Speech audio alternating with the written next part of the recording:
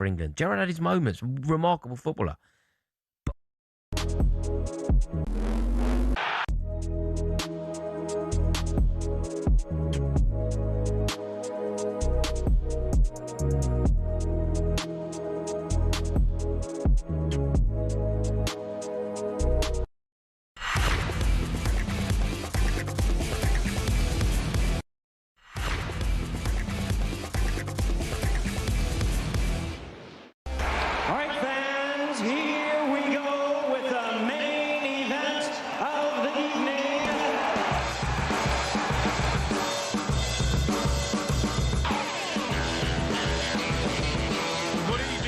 Welcome to the World Cup Game Day Sports Bar with me, Max Scott, alongside the legend, the oracle that is Rory Jennings. Because he called it in the office. Spain have reached the World Cup final, beating France 2-0 live on talkSPORT. And I'm not going to lie, I did not see it coming. But crikey Moses, how good was Spain tonight? Could England beat them if we beat Argentina? And of course, we're just under 24 hours away from that historically massive semi-final. What are your plans for tomorrow? Where are you watching? Get in touch. We want to know how the nation is gearing up for this huge game against Argentina. And how confident are you that we can beat a side captained by Lionel Messi? As well as that, we're going to be joined by the legend that is South American football expert Tim Vickery, as he provides everything we need to know about our opposition. And we'll be joined by talkSPORT.com's Jack Cunningham. Geordie Jack, as we get tomorrow's back pages today. Get involved. We cannot do this show without you. 03717 223344. That is the number to call. You can text us on that number on WhatsApp. You can text us on 81089. And a reminder, you can watch us on YouTube, your smart TV, on TikTok, everywhere. This is a sports bar on talkSPORT.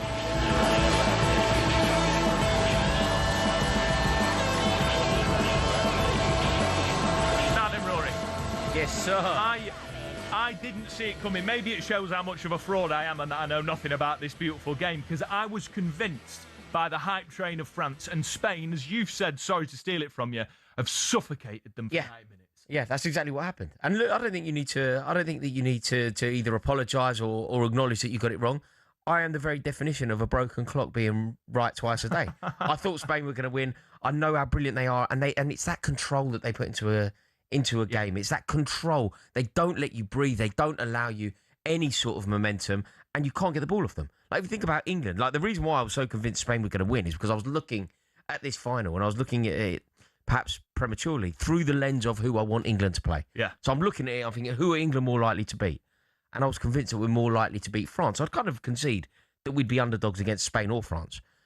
But I think our game would be more suited to beating France. See, I disagree. I'd have rather played Spain, and maybe I've been hoodwinked by the fact that they drew against Cape Verde in the opening game, that they had Saudi Arabia, they're obviously going to beat them. They beat 10-man Uruguay 1-0. Uruguay stunk the place out. Marcelo Bielsa's destroyed and ruined his legacy. Do you not just go back immediately to what happened in Berlin? When they were just too good for us. Because I look at it and I think, this is the FA. I bet the FA are rubbing their hands at the prospect of potentially, we're not jinxing it, potentially playing Spain in a final, because it would vindicate their decision to hire Thomas Tuchel. There was lots of controversy about having a German in the seat, and I think he's got what it takes. He's got what Southgate didn't. Southgate's done amazing things. I believe we're standing on the shoulders of a giant in Southgate, what he did for England.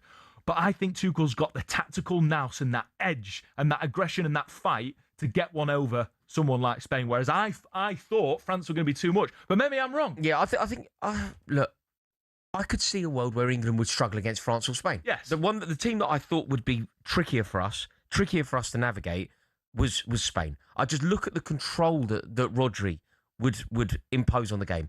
You think about that midfield. Dani Olmo picks up that space in those pockets. How do England look after that? The way that Fabian Ruiz and Rodri would look after the ball. Yep. Think about what you've seen with England so far this tournament. Like, we couldn't get the ball off Martin Odegaard. Like, we genuinely, we couldn't get the ball off Norway. Like, Congo were dominating possession at various points.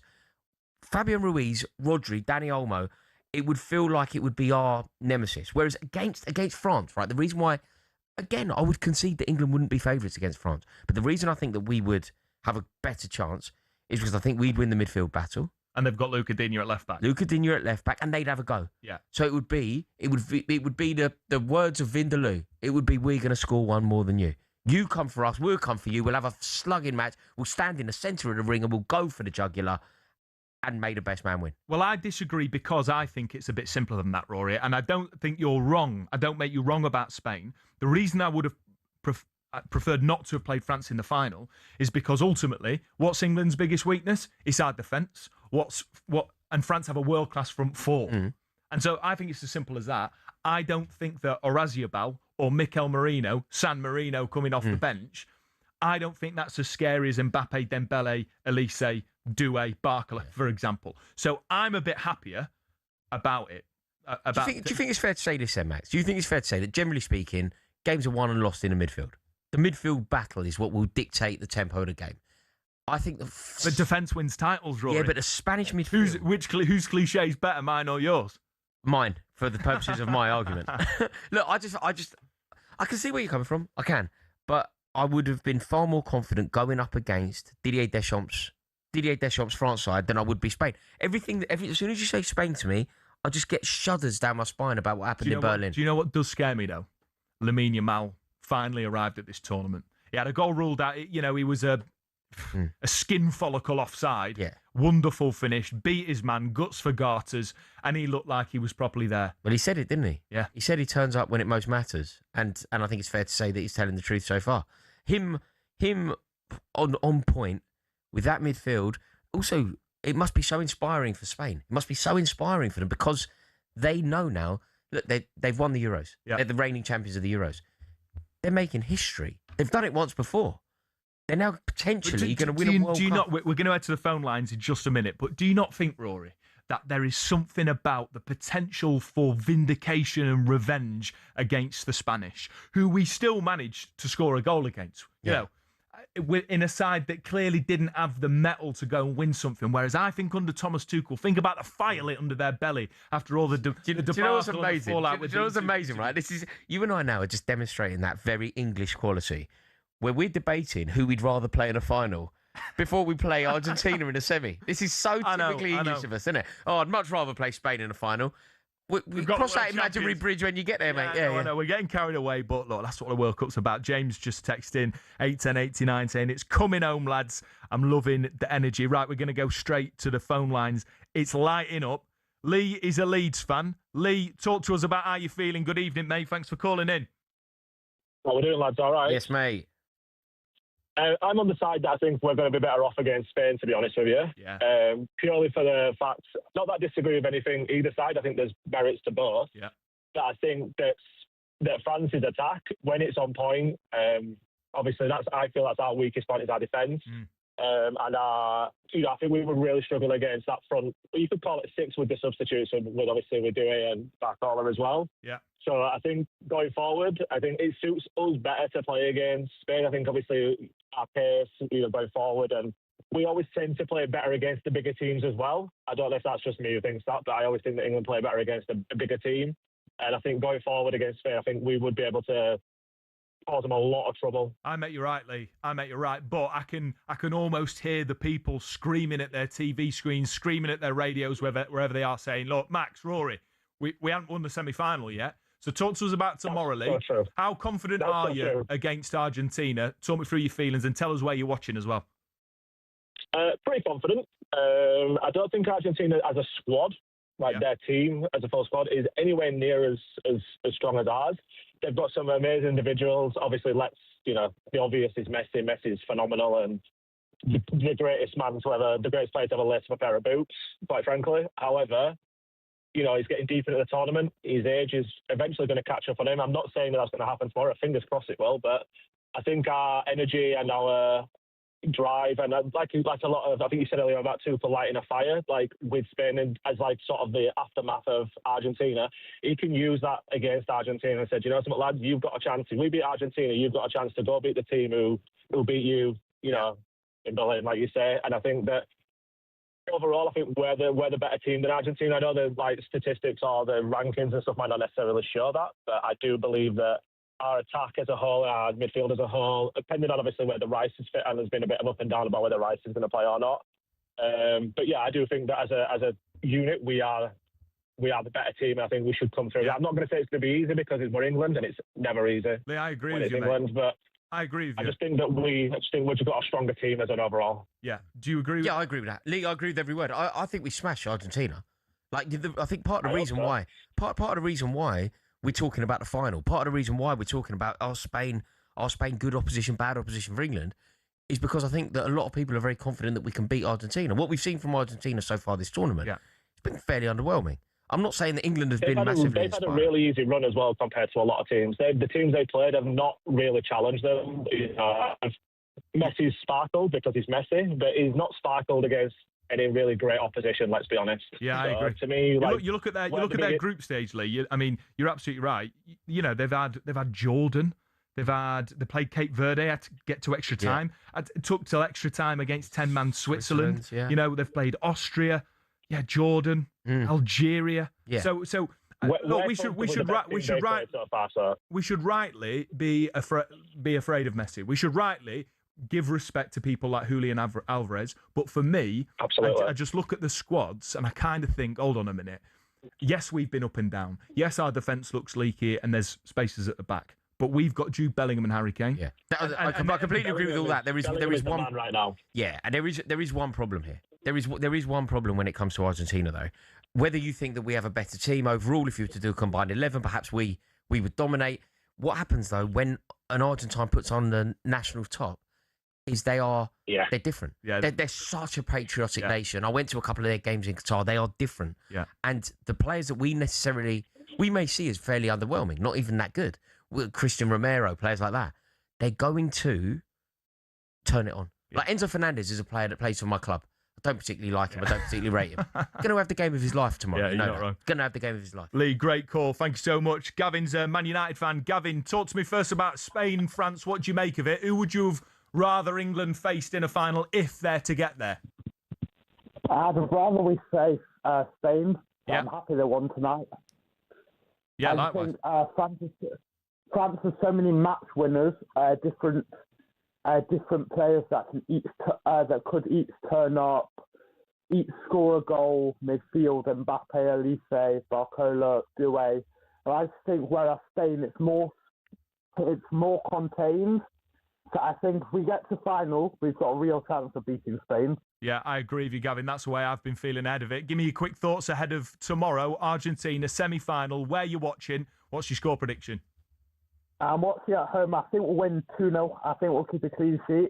I'm quite confident. A clean sheet? A clean sheet? It's not beyond the realms of possibility. You know what? Isn't 2-1. 2-1. No, don't let Rory change your mind, mate. A clean sheet feels very optimistic to me. Doesn't it, you? A little bit, but why can't we be No, I'm not. Listen, Gavin, you're your own man. You be all you can be. Doom and gloom over that. You be all you can be. No, I think we smash them. I just think they score. So what's the score? 3-1. 3-1. Who scores? 3-1. Bellingham definitely. Yeah. Kane might get 2. Bellingham's definitely got a goal against Argentina without a doubt. Gavin, thank you so much, mate. G's a Spurs fan. G, what do you make of tonight? Well, a bit excited. As you can see, a bit excited. All right, listen, I'm telling you now, right? Listen, the way to get around Argentina is to take away the bulldog that they fight with. And that's little Messi. Take him out straight away. What, do with Vinnie Jones? Vinnie Jones in the 88 Cup final? Don't go that cliche too, man. But let him know you're there early in the first 5 minutes. Start Dan Burner, just let him do a number on it. No numbers, mate. No digits, nothing like that at all. Just like, listen, I'm here, right, Mess?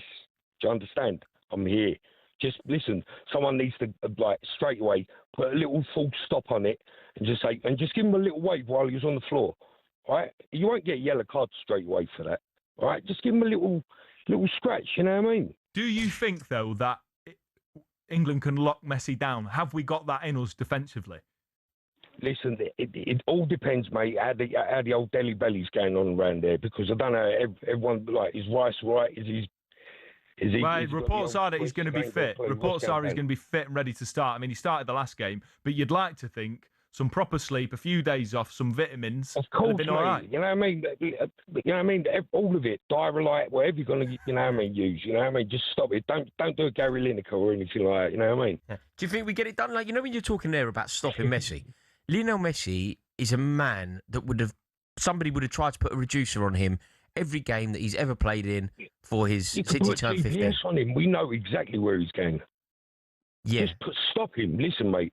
Stop him. It's easier said than done, though, isn't it? How? Who and how? Talk me through this plan. Elliot Anderson, I would Geordie take that. Maradona. All right, so, listen, someone just needs to give him a little clamp. That is it, mate. All I'm saying is just a little clamp, a little touch. Do you know what I reckon, G?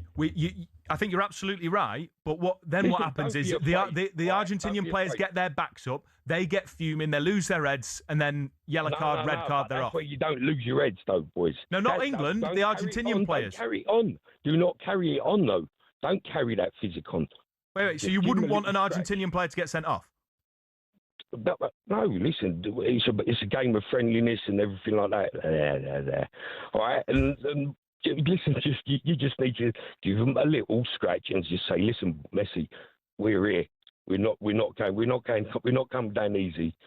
You're not going to do the old Diego Maradona, pass it through like three right wings of our right backs and then just slightly pass short. And it ain't happening like that, mate. All right. The message from G. Thanks for the call, mate. A little bit of a scratch on Messi. Give a little bit of a scratch on Messi early doors. But what he doesn't want, though, is he doesn't want a red card for Argentina, seemingly. I'd love it if they just lost their reds, they all got sent. I think that there's going to be. I think it's going to be a war of attrition. I think it is going to be that. I think the atmosphere in the stadium, like my Instagram is full of people I know flying over to Atlanta, getting there by hook or by crook, landing all over the place. I've seen lots on social media of Argentina, like loads are travelling. It is going to be a spiteful, brilliant cup final-like atmosphere. Yeah. I'm heartbroken I can't be there.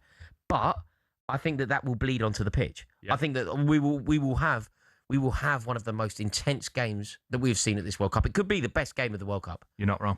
Without a doubt. It is going to be unreal. The history of these two teams, the venom between the two teams, the class that's on the pitch. Yeah. It's just unreal. This is perfect, isn't it? You're listening to World Cup Game Day Sports Bar on talkSPORT, brought to you by Burger King Buddies. Total tournament satisfaction delivered by the experts. Order now on the BK app. What I want to know, what Rory wants to know, is England-Argentina in the World Cup semi-final bigger than the Euros final against Spain and Italy? Keep your calls coming in 03717 223344.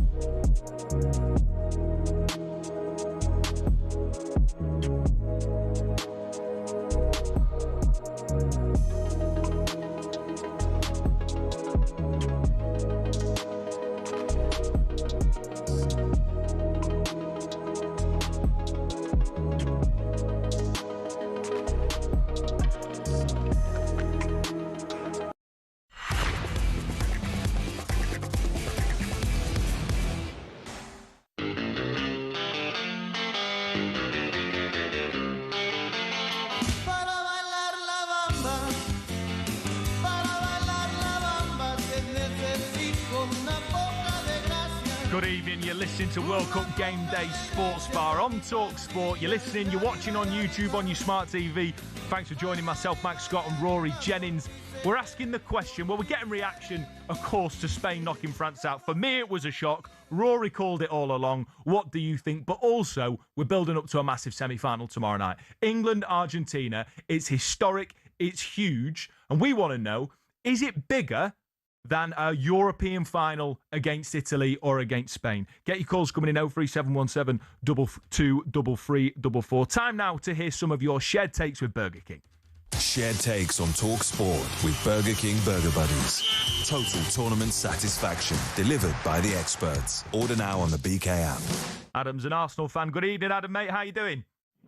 Evening, guys. I'm very well. Yourselves? Yeah, mate, we're doing well. First off, how, in the sort of recent history, or just English football history, how big is a semi-final against Argentina in a World Cup compared to, let's say, the recent finals we've been in against Italy and Spain? Guys, there's no comparison, is there? You know, you're not going to play celebrating, I got to the semi-final. I don't even want to get to the final. It's always got to be a final. Really? Has to be.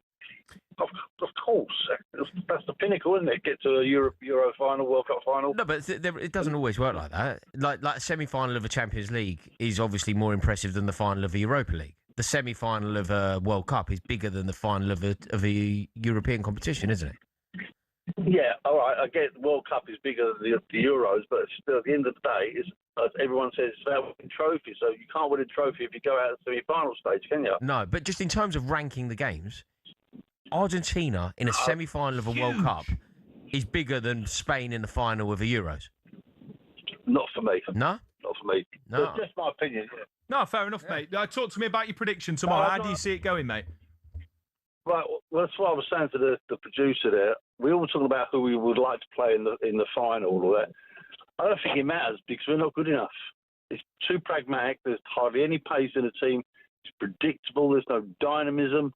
If you look at the Elliot Anderson and Rice, there's no dynamism there. They're up and down workhorses. We just, you know what I mean? Yeah, well, I don't know what you mean, mate, actually, because I look at Argentina and I think they took extra time against Cape Verde. Oh, so you think we're going to win against tomorrow night? No, I think we'll beat Argentina, but when we get to the final, I just think it's going to be a different story. Well, kind of fair enough, Rory. I mean, it doesn't surprise you that we would go into any final not as favourites. No, we're not favourites against Argentina. Argentina are the world champions. They're the world champions for a reason.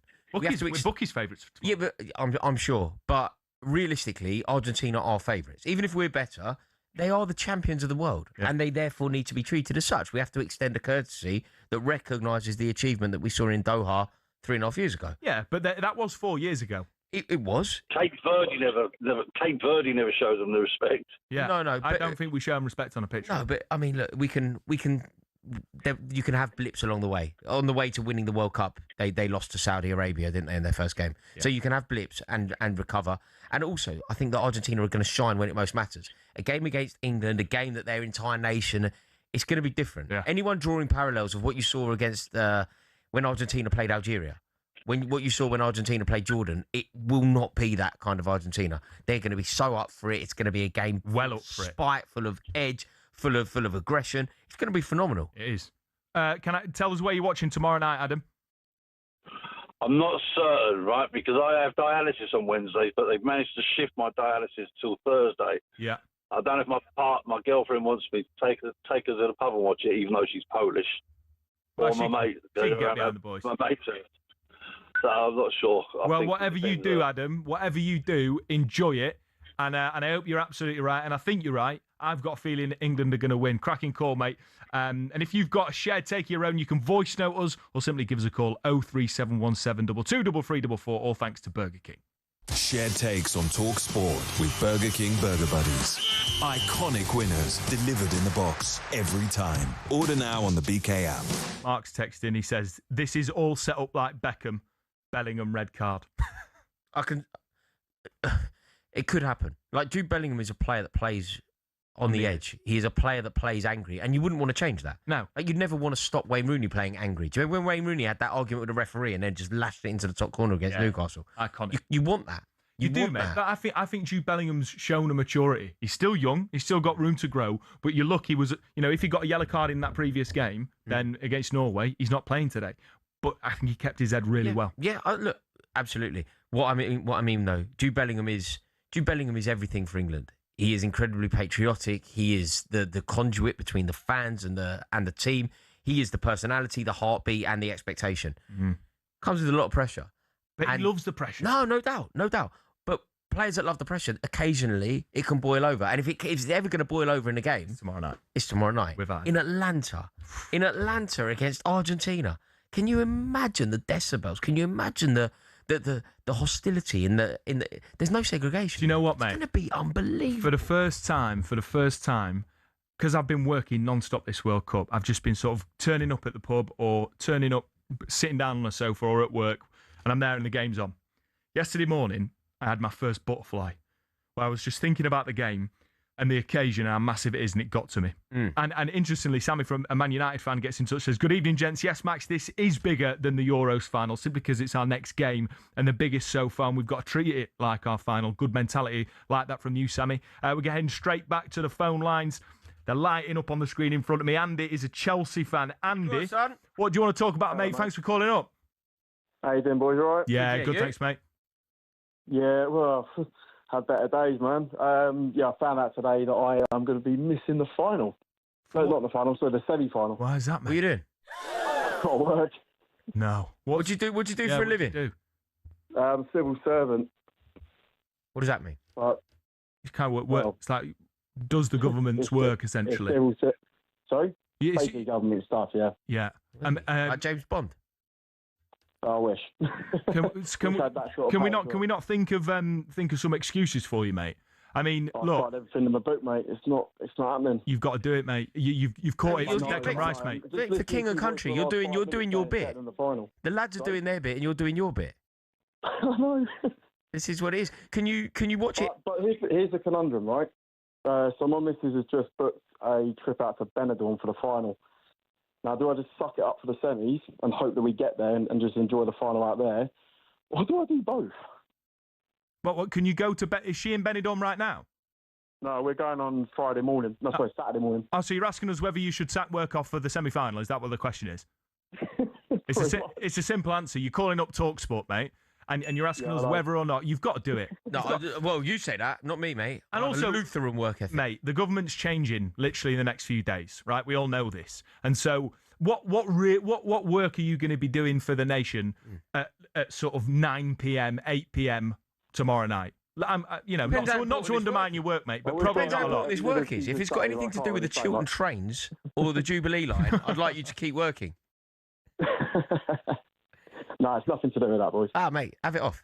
Sack it off. Just sack it off, mate. You've got D and V, both ends. You cannot possibly come in. Perfect. Yeah, have the day off. Look, it's England-Argentina. It's England-Argentina. I think realistically, they should have announced the bank holiday. The two finals put together. This is bigger than Italy and Spain put together. Yeah, correct. This is Argentina. Mate, you've got hang on. We've approached this all wrong. Andy, be all you can be. Carpe the diem, and make sure that you have the day off. You need the day off. You deserve the day off. Focus entirely. It's actually your patriotic duty to have the day off. It would be unpatriotic for you to go to work. You must simply totally embrace this fixture, pledge love and loyalty to King and Country, and watch this game. And there's also a dreadful bug going around as well at the moment. Yeah, mate. I can hear the snivels in your. I can hear the snivels in your voice. There you go. There you go, mate. It would be wrong. It would be wrong for you to go and spread those germs around. And you need to be in a beer garden. Call us up tomorrow night after the game. I imagine it's Haaaaas and Cundy, and tell them your excuse. There's not a chance you're going to work tomorrow for King and Country. Get up, Andy. Lovely call. Darren's a West Ham fan. Darren, talk to us. Please tell us you're not working tomorrow night, mate. No, mate, I'm not working tomorrow night. Happy days. Chance. Where are you watching? I'll be down at the pub watching it. There we go. Perfect. There we go. No better plan. Yeah. I mean, I think if we talked before tonight's game, I'd have taken Spain in the final any day. Agree. I think France have got match winners in there, and they can hurt you on their night. And up until now, it's probably been the best team in the tournament. But we'll take that tonight and see where we go tomorrow. But I think we've got a really good chance tomorrow night. How do we beat Argentina? Well, I don't think we go around kicking Messi like the other guy said. To be brutally honest, I think he said scratching him around the globe. He's been booted at elite level for 20 years. I think he knows how to handle it. Yeah, exactly. And if we get people in the bug after 5 minutes and we're down to 9 minutes after an hour, it ain't going to do us any favours. So yes, it's the biggest game for us in the World Cup, and it's a huge game overall. But I think we beat them tomorrow night. I think we got some key players in there. Obviously, have weaknesses down the right throughout the tournament so far. Hopefully, we can sort that out. But I think overall, I think I'd go for 3-1 win. 3-1. That's what I've said. 3-1. Yeah, what do you think? What do you think the problem is? Like, do you think it is all Messi, or do you think that there's a mentality issue in our squad? Like, where do you see if it's going to go wrong? What do we need to make sure doesn't happen? Well, if it's going really wrong, we just stick Messi 60 rows back, like we said. But joking aside, we just, I think we just got to be a bit more compact. I think we've got to move the ball a little bit quicker. I think we've been a bit slow in times. I think Rice has been off the ball a lot. Obviously, he's got illness issues or whatever they're saying, and a few injuries. But, I think if he's on his game tomorrow night and he does start and Anderson's on his game as a pair, we should be able to shut them down. We double up on people like Messi when we need to. And we just try and dominate the game from there and keep possession. Darren, you're right, mate. Great call, mate. You're right. I'm confident it's gonna happen tomorrow night. I think there's so much. England have much better legs in midfield. Even if Declan Rice isn't fully at it, I just think we've got too much in midfield. The Jordi Maradona against Argentina, he's won more duels than any midfielder in Europe. I think he does a job on whoever he's coming up against. And I think you could stick him on Messi and he could really do a job. I mean, Messi's been scoring goals. Messi is still a world-class player. Mm-hmm. But I agreed with you last night, Rory. I wouldn't take him over Bellingham. Yeah. And I wouldn't take him over Kane. Here's one for you then. When you're talking about how we win this game, this is the argument that I was actually having yesterday with Jamie Haaaaas. I was saying that we shouldn't be worrying about them. Like, genuinely, I mean this. Of course you acknowledge that Lionel Messi is the best player to have ever lived, and of course you worry slightly about what the opposition are going to do. If Julian Alvarez starts, you accommodate that. But I think that our approach, particularly under Southgate, was far too negative. It was far too worried about what the opposition were going to do. It was far too preoccupied with not losing rather than going out and claiming a title. I think what we should be doing is focusing on ourselves, focusing on our own brilliance, and giving Scaloni something to worry about. So I don't really care. I don't really care what they do. Yeah. Let them worry about the brilliance of Jude Bellingham. Let them worry about Harry Kane, who is the best centre-forward in world football. Let them worry about how good we are. Let them worry about our strengths.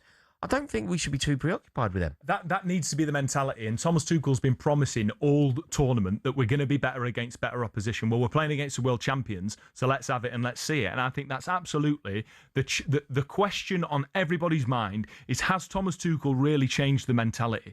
Because there are so many similarities between Thomas Tuchel's England so far and Gareth Southgate's. We're essentially getting through by hook or by crook. I think we've shown more moments. I think Bellingham's a better player than he was then, and he's still changing games. Some things have been better, but it's not necessarily been fun to watch. And I think tomorrow night is an unbelievable opportunity to do that. Keep your calls coming in. 03717 223344. All of your texts coming in are agreeing with you, Rory, agreeing with us. This is much bigger than any final we've been in the Euros. Give us a call. How big is this game? Give us a call. Why hasn't Marcus Rashford played for the last two games? Would you like to see him come off the bench because he's shown it before in this World Cup? And how on earth did England beat the world champions Argentina? This is a Sports Bar on talkSPORT.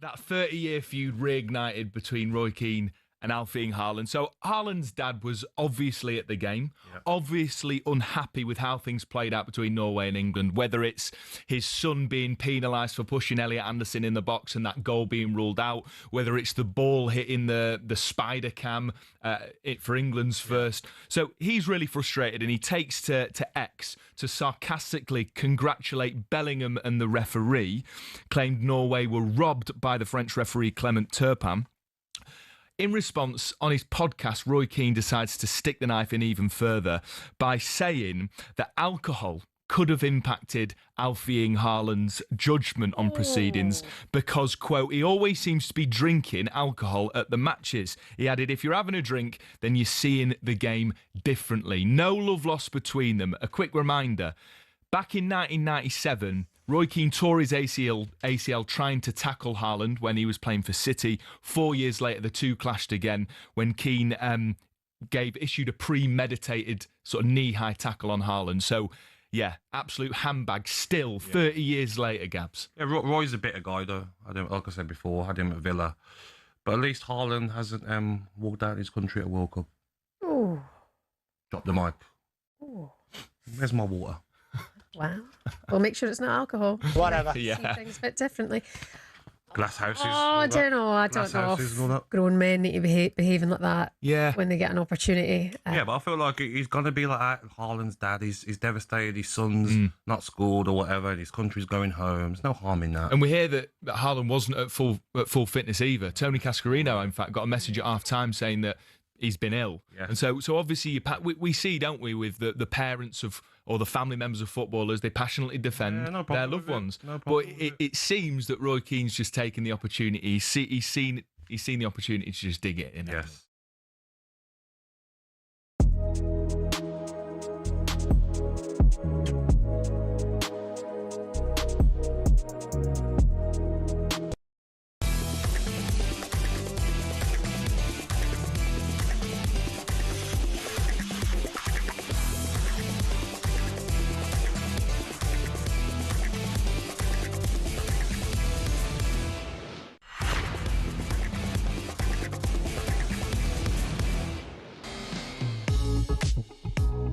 Midway inside the France half, early ball, gets it back, Pedro Porro! It is two! Pedro Porro kisses the badge! That is a golden moment for Spain in the semi-final! Yeah, we're counting down to England's semi-final against Argentina tomorrow night, and to celebrate, we've got £26,000 in tax-free cash up for grabs. That's right, £26,000 in cash, completely tax-free. Is it coming home in 2026? Well, 26k could be for you if you enter. Head to talksportwin.com right now. That's talksportwin.com. Keep your text coming in. We're heading back to the phone lines in just a moment. You can text us 81089 or an 03717 223344. Just before the break, we got a call from Andy, or is that his name? We don't know, because he's a civil servant, he works for the government, and he's working tomorrow night. We say, do the right thing, go to the pub and support your country. But we've got a text from Kane here, who says, Andy needs to go to work. He's committed to it. Be a man, work and listen to talkSPORT. It's better on the radio anyway. I mate you right on that last point, Kane. Absolutely. A couple more texts coming in. No name on this one. The Argentina team is engineered to make sure the ball gets to Messi to do something or finish. They all wear different colour boots to him. Stop the ball getting to Messi, you stop Argentina. Absolutely right. I imagine that's something that Thomas Tuchel is telling the boys. And then finally, great text, no name again. Why are we worried? Look at our midfield, man for man. Bellingham versus McAllister. Rice versus Enzo. Anderson versus Paredes. We will bully them. Rory Jennings, you say that games are won in the midfield. I think that the texture here makes a pretty good point, mate. Yeah, I think we beat Argentina. I do. I wouldn't be surprised for us to not win. I think it's more close than some people think. But equally, if we get it right, I think we can smash them. Yeah. The problem that I think we have is that they do something incredible, and it's something that I admire. And I see Argentina as a rival on some level. Actually, I see Argentina as our biggest rival. I really do. I never want them to win. I found it weird. You know the final three and a half years ago when they were playing France. I found it very weird that I feel like the general consensus among England fans was that they wanted Argentina to win that game. I really didn't. Yeah, I really didn't. I see Argentina. Well, you're a partisan man, to be fair, though. I'm very. If there's one thing, and I love that about you, mate. I'm very tribal. And no, I see Argentina as our biggest rival. I think we can get it right, but where Argentina are so dangerous, it's their patriotism. It's that whatever you think of Christian, strength of feeling. It's the strength of feeling. It's the desperation to win. If it comes down to without going really basic and talking cliche, but if it comes down to who wants it more, if the teams are so finely poised, there's a Rizzler paper between England and Argentina, and it comes down to who wants it more. I worry that the desperation on Enzo Fernandez's face, the desperation for Christian Romero, the desperation for all of that team to get through and find a way. I know what you mean. It's going to be more than ours. Can I counter it though, just by reminding you, and I know you know this, Jude Bellingham is desperate. Yes. Jude Bellingham, amongst being a world-class player, and anyone says he's not world-class doesn't know football, Jude Bellingham is a passion merchant. Yeah, agreed. and he's dragging this team up. And Harry Kane, I think, is incredibly passionate, but he just demonstrates it in a different way. And what I love about Harry Kane, and I say this all the time, he's never on the front pages. There's never a controversy. He's humble. He's a normal bloke from North London, and I love the fact that he just is who he is. And so he doesn't need to have this bravado. He doesn't need to have this swagger. He's the best striker on the planet without it. So we've got Harry Kane, Declan Rice as well, who I believe is sort of fit and firing again, is going to be ready to start. So I think we've got that. And what we need is for the fans to demonstrate that. And I've got travelling England fans are the best. I'll tell you what I mean. No, but their support is, generally speaking, look, I've followed England over various continents. Generally speaking, we dominate in stadiums. You see that there'll always be an end totally decorated in flags. Invariably, you'll see Forest, you'll see Portsmouth, you'll see Chelsea. You will see the same flags everywhere because that's what we do. That isn't necessarily true with regard to Argentina. They travel to a ridiculous level. Like they travel. I couldn't believe how many of them were in Qatar. Bearing in mind that the ag of getting from Argentina to Qatar. I actually went to Brazil. I know it's a very easy trip for them. But I saw more Argentines in Brazil than I saw Brazil fans. Like they kind of all parked in trailers, all down to Copacabana. And anytime you went out for any of those beaches, Copacabana Beach, Ipanema Beach, it's just Argentines. Yeah, genuinely. Well, look, they're doing that song where they go over and over with the verse after verse. So they do have support. And I just think that the way that you view Enzo Fernandez, you're someone who watches Premier League football week in, week out. Yeah. You know what Enzo Fernandez's attributes are and you know what his limitations are. I just think he's going to be a completely different beast in an Argentine shirt. Yeah, I know what you mean, mate. I've got Argentinian family. I've been to Argentina so many times. I absolutely love the country. But crikey Moses, I've been to a Boca Juniors match, I've been to a River Plate match. It is something else. Yeah. The noise is different, the feeling's different. So it is going to, tomorrow night, it's just going to be so tasty. Live on talkSPORT, 8 p.m. kickoff. Build up much earlier. We're heading straight back to the phone lines now. Patrick, the United fan. Patrick, good evening, mate. Thanks for calling in. Talk to us. What do you want to say? I just want to say I've been listening for the last 45 minutes since you've come online after coming home, and I cannot believe the arrogance of every single caller and you boys thinking you're just going to stroll past Argentina, or as Rory says, smash them. Smash them. You know what I mean? And you're already thinking about you're going to be playing. Would you rather play Spain or France in the final? One of the callers earlier on, he was going on about, should Argentina haven't played anyone? Should they played Jordan and they struggled past Egypt?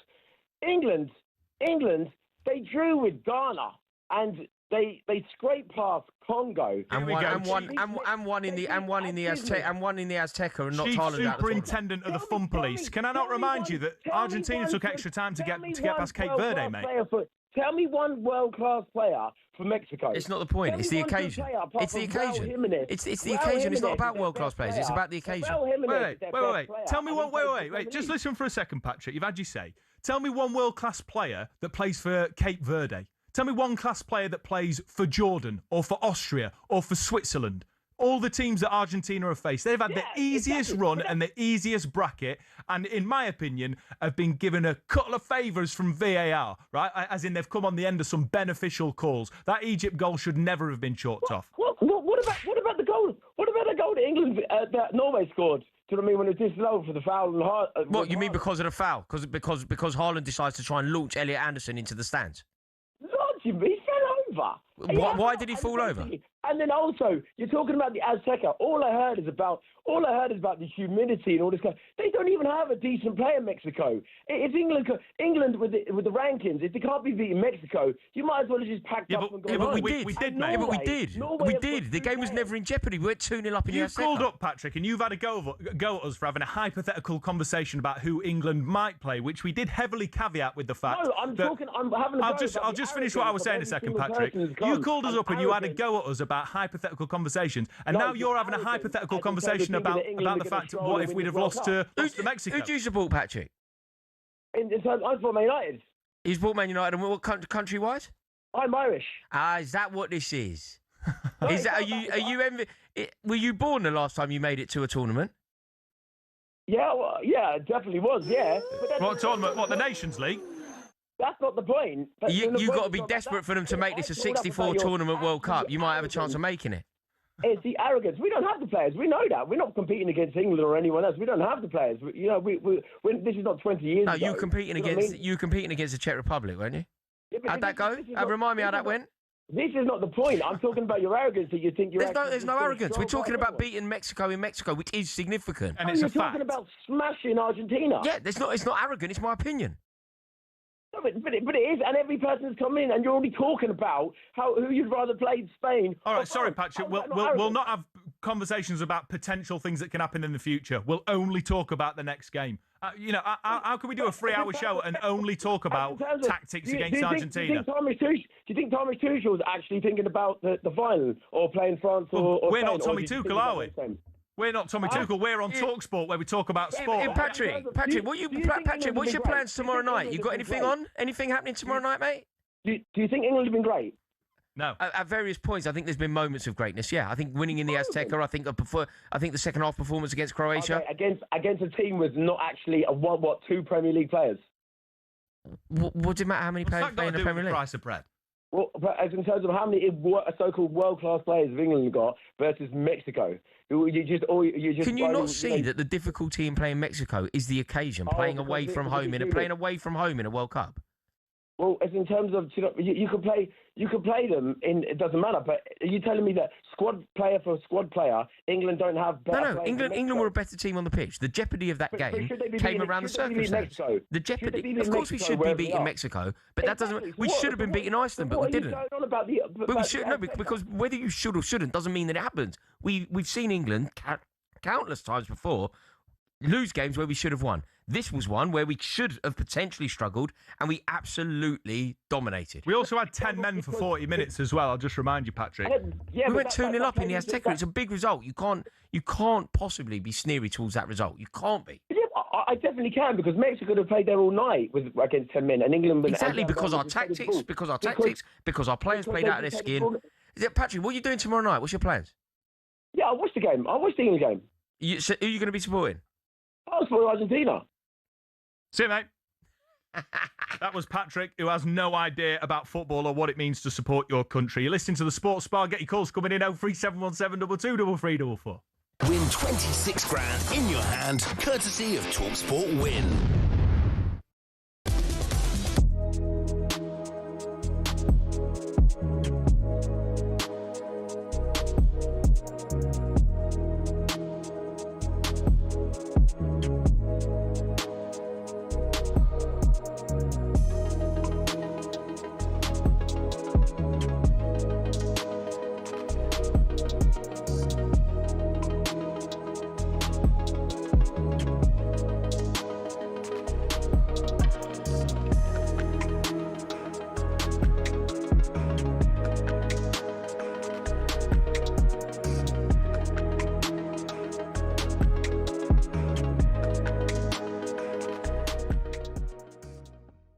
British sensation Arthur Ferry shocked the world, becoming just the second ever wildcard to make a Wimbledon semi-final.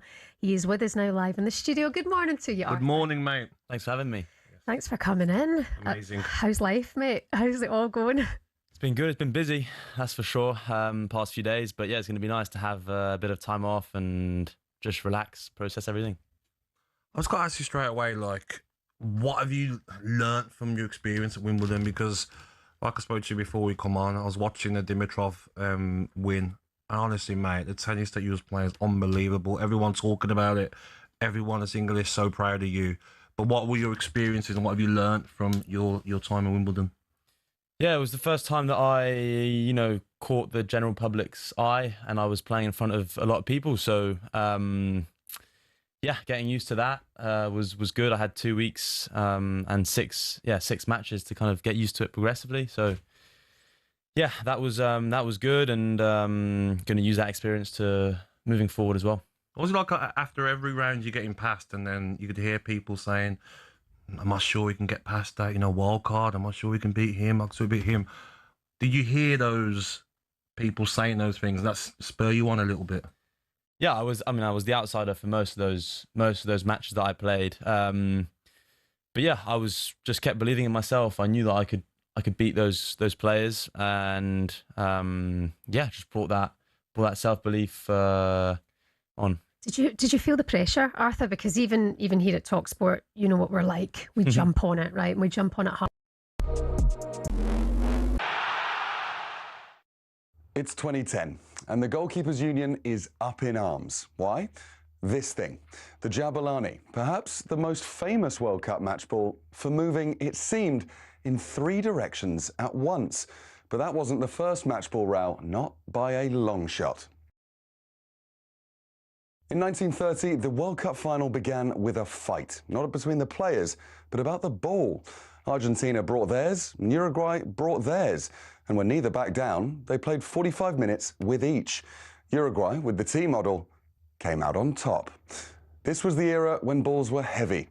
They were classics, sure, but they could double in weight during a thunderstorm. Before we go on, I will tell you that the 1962 ball was called Mr. Crack. A ball that was so heavy when wet, several European teams refused to use it. Instead, the 1958 Top Star was used, most famously for the quarter-final between Czechoslovakia and Hungary. By '66, we had the Slazenger Challenge. Because people watched They Think It's All Over in black and white, we forget the ball was actually bright orange or red, whatever that colour is. But it looked like a floating smudge to people at home. The World Cup match ball needed a makeover. Enter the Telstar. 32 black and white panels. It was stylish, it was modern, and it meant goalkeepers could finally see the thing that was about to ruin their afternoon. It was also the start of an Adidas monopoly. 1986 was the dawn of a new age. The Azteca was the first fully synthetic ball, meaning it didn't soak up water. Recently, though, things have got weird. 2002 gave us the Fever Nova, basically a high-tech frisbee, and then, of course, the Jabulani. Today, the balls have internal sensors that tell the VAR room if someone breathed on it. We've come a long way. But the ball's not the main thing, is it, FIFA?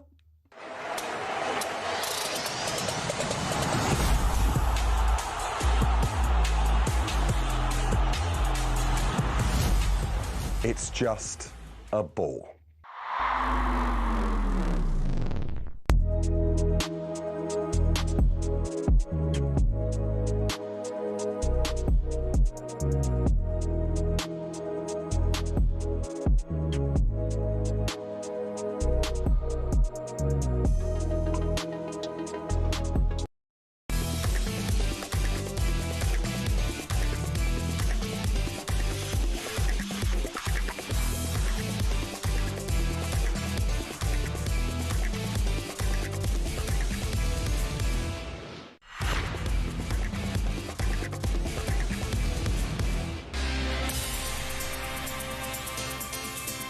Here we go then, you're listening to the World Cup Game Day Sports Bar with me, Max Scott, alongside Rory Jennings. Patrick, the Ireland fan from Manchester, is absolutely getting it in the texts, let me tell you.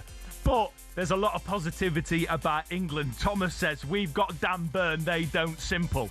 It's coming home. Noah says, revenge versus Spain, it just feels right. It's coming home.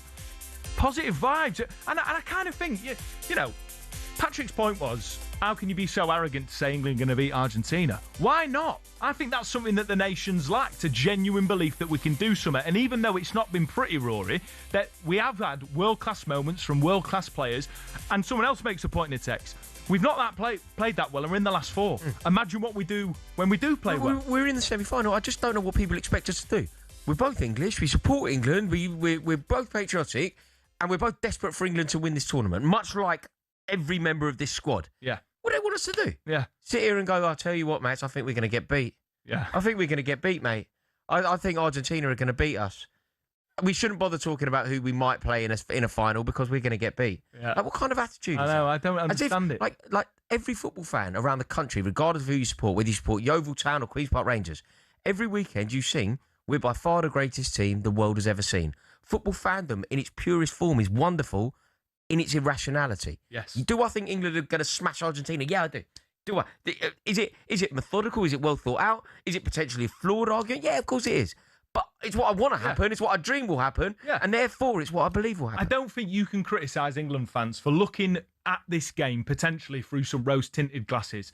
And the reason I think that is because we've got Jude Bellingham and Harry Kane. Exactly. And we've got a Harry Kane who's fittest that he's ever been, scored the most goals he's ever scored. And Jude Bellingham is just on another stratosphere. And a world-class manager. We've got the best manager left in the tournament. So, yeah, we're allowed to dream. We are allowed to believe. Do I think we're going to win it? Yeah. is a lot of that down to optimism and hope and just true belief? Yes, it is as well. Yeah. But it's more fun. And we've just watched the semi-final. We've just watched Spain utterly dismantle the tournament favourites. We've watched probably the best individual team performance of the entire tournament. Yeah, we're going to talk about them being in a final, and they're going to play either our team or Argentina. Yeah. So we're going to speculate about that as well. Yeah. I don't understand the rules that people think we should be living by here, and I don't quite understand what we're doing wrong. No, me neither. I think there's very good reasons to think that England can beat this Argentina side because they are not formidable. Yeah. That's my point. And because we're mustard and we're going to smash Argentina. There we go. How about that, Patrick? Scott is a Peterborough fan. Scott, do you share our confidence for tomorrow night? Absolutely. I think Patrick's had too many fruit shoots tonight, if I'm being perfectly honest with you. I don't even think Messi's going to be 100% fit tomorrow night. How many minutes has he played over the last couple of weeks? Like every 4 days? How old is the geezer now? 37? 38? 39? I think we're going to do exactly the same job what we did with Haaland, and we're going to 2v1 in the whole game and just take him out of the game. And I don't think they've got not a lot more to offer. I think we'll be absolutely fine tomorrow night. Scott, we've not really asked this question yet. Defensively, because that's really where the questions have been. Everything else is locked in. We know the midfield is going to be. We know Kane's obviously starting. We know Anthony Gordon's starting on the left. I'd imagine Saka's on the right. What do you do with that back four? I'd like to see Reece James start because he'll be fresh after his injury. Like he's had what did he play the last game? 30 odd minutes, was it? 60 minutes? And he looked good in midfield as well. He looked good. So he'll be fresh. I think we stick with the same centre halves of Gay and Stones, and I think the left back I would like to see Spence start, or I don't know, Riley. Do you know what, mate? I don't blame you for thinking that, but I think Spence is like a weapon off the bench. I was chatting with Tony Cascarino on the World Cup breakfast show at the weekend, and he had a great point. Jed Spence would do a better job than Noni Madueke on the wing, and I don't think that's a bad point. That might be more indicative. That might be more indicative of what Noni Madueke doesn't do rather than what Jed Spence can do. Look at Jed Spence sort of cutting in off the wing and winning that penalty that was all day a penalty for mine at money, by the way. But no, I can see your idea. I can see your idea, Scott, why you'd want him at left back because he's got pace and he looks like he's well up for it. Yeah, I agree, but I also think the main one tomorrow for us is going to be Declan Rice because he's going to be fresh as well after only playing 45 minutes. And I think he'll do a job on Messi tomorrow. He's the most physical and fit player we've got in that squad, and I think he'll do a job tomorrow. Here's something that troubles me, though, Scott. Here's one thing that troubles me. I think you're right about Rice having a pivotal role to play, and I desperately hope he's fit. But every time he's come up against Rodri, you think about what happened when they played each other in the league, and you think about what happened when they played each other in that Carling Cup League Cup final. Remember when Nico O'Reilly scored the 2 goals? Rodri, there were levels to the game. Rodri really did dominate Declan Rice. That's what worries me going into that. That's what worries me when we get into that final. But since then, Declan Rice has matured a lot and he's gone on to win a Premier League, so he knows what it feels like to be a winner. But I think also Anderson could play that more pivotal role and let Declan Rice have that free role with Messi. But I think Declan Rice has matured since that, and I think he's now a Premier League winner. He's a league winner. I think he's matured a lot, and I think he's come on since that. Yeah, Scott, love the positive vibes. Also, get him on the tactical squad, Thomas Tuchel. Absolutely, he knows what he's doing. Yeah, he's a tactico. And I think he's got a great point about Anderson, by the way. And I know he's not a Forest player anymore. And I know that I've been boring people by banging on about how good he is. But I'm telling you now, if there's anybody to lock up someone like Rodri, if England get to the final, apologies to Patrick from Manchester who supports Ireland, by the way, because he doesn't like us talking about this. But I think he can really do a good job on Rodri. Not that he completely sort of quietened him from the game, but he's relentless, Rory. I've watched him every single game that he's played for Nottingham Forest, and he's something else when it comes to that sort of relentless defensive sort of pressure. Yeah, he's a perfect midfielder. The reason why Thomas Tuchel loves him so much is there for all to see. Yeah, he's a key component. If he were to be injured or suspended, we would be heartbroken. Yeah, our midfield is excellent. We are overall we're a decent team. But it's that midfield that keeps us going, and then it's our 2 world-class players. We're basically a very functional 11 with 2 superstars. We need to get rid of this idea that somehow, tomorrow night, England are going to play like France on steroids, right? Yeah. And I know France lost, but the way they've looked unbelievable going forward. That's not what this England team are. They've got grit, they've got fight, they've got mental resilience and determination, and they've got 2 players that can change a game like that. Yeah. And I think we just got to acknowledge that that's who England are, and we should embrace it and just know that at any single moment, the game can change, England can win, bang, we're in a final. Do you know what's interesting, Max? Like, look, you and I are singing off the same hymn sheet here. We both believe that England can do it. We're both fairly confident that we will, and desperate to see it happen. What do you think the alternative view is? Like, what do you think the Argentine opinion is here? Like, are they looking at England thinking that it's same old England? Do they think that there's a vulnerability to England? Do they have a superiority over England? Oh, well, they do because they're the world champions. And as you say, they're incredibly passionate and confident. But I think they'll be saying exactly what we're saying about them. They'll be saying there's vulnerabilities at the back. They'll be saying some of their top players like Bukayo Saka, Marcus Rashford aren't fully there, aren't looking particularly great. And there's another question for me, Rory. Why hasn't Rashford played in the last 2 games? I think he should have come on instead of Eze, who took a decent chunk of time to get into the game, and he finished it well. Yeah. But I think the pace of Rashford in a scenario like that on the counter-attack, when Norway are pressing and when Norway are coming forward, I think he's lethal in that position. I agree. Look, I was perhaps wrong, but I was arguing that Rashford should start over Gordon. Gordon, since his introduction, I think it was against Congo, wasn't it? Yeah. Where he had a massive impact. I thought he was amazing in the Azteca. Unbelievable. He was my Amazing. man of the match, mate. I think you're right. I think you're right. Look, Bellingham will get the plaudits for obvious reasons, but you are totally right. Unsung He hero. certainly deserves a mention. He basically hasn't put a foot wrong, Anthony Gordon. I'm so surprised. I don't think I've made some rickets when it comes to like predictions, right? Major rickets. Yeah. But the one that won't get highlighted is what I said about Anthony Gordon. I didn't think he should have gone to the World Cup at all, and I was so wrong. I've never been more happy to be wrong. He's proved me wrong massively. I didn't understand why Barcelona bought him. To be totally frank, I didn't understand why Newcastle bought him. And yet, time and time again, the class tells, and he is now key component to England. Like the reason why I think England are going to win. Anthony Gordon is in that formula. He's part of the reason. And you talk about Argentina players, and you can see how much it matters to them. I think Anthony Gordon's got that about him. You can see how much of an honour it is for him to wear the 3 lions. You can see how much he's quite cerebral and thinks about the game and thinks about his own performances and absolutely loves what he's doing. And I think, again, that's another thing that goes in England's favour. There is such a positive feeling, apart from the fallout from those post-match interviews, which we won't necessarily delve into, that there is a brotherhood, mate. Do you know what? Of course, we're not going to go too deep into it because it's old news now. But I don't think it's a big deal. I certainly don't think it's a big deal in the camp. I don't think Jude Bellingham did anything wrong. I don't think Thomas Tuchel did anything wrong. And I loved Harry Kane coming out. Yeah. Harry Kane, captain's armband. Harry Kane came out and defended his teammates. I mean, look, we could have a debate. It'd be fairly boring and insignificant now. Did Gabriel Clark get it wrong? Possibly, in my opinion, probably yes. But that doesn't matter either. He's got a job to do, and on some level, he's done his job really well, right? So none of it matters. If anything, I think that it could be a unifier because it pulled the team together. Yeah. It would have certainly given Harry Kane an opportunity to demonstrate his leadership. Yeah. It's given Harry Kane an opportunity to protect his team. I think it's all falling into place. I really do. And I think we beat Argentina. And I know it's infuriating for people, or some people, for us to start talking about Spain. But Spain troubled me a bit because overall in that game against France, I think it's fair to say that France, certainly player for player, are better. But what Spain managed to do amazingly well by team ethic, by team tactics, was nullify the better team.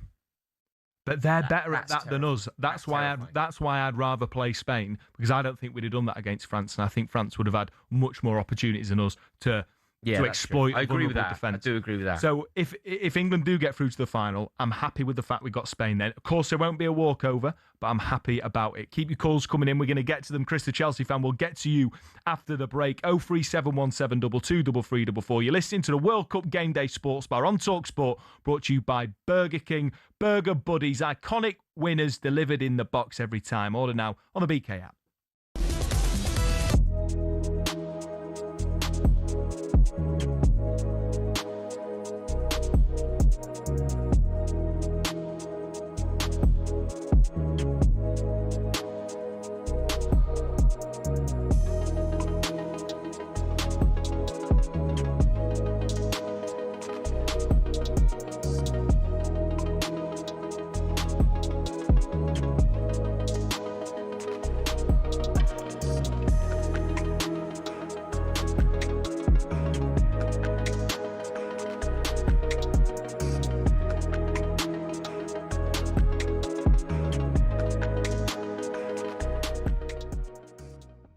But after a game, positivity, and you throw that negative comment about what a manager says, but you haven't told Bellingham everything positive that the manager said.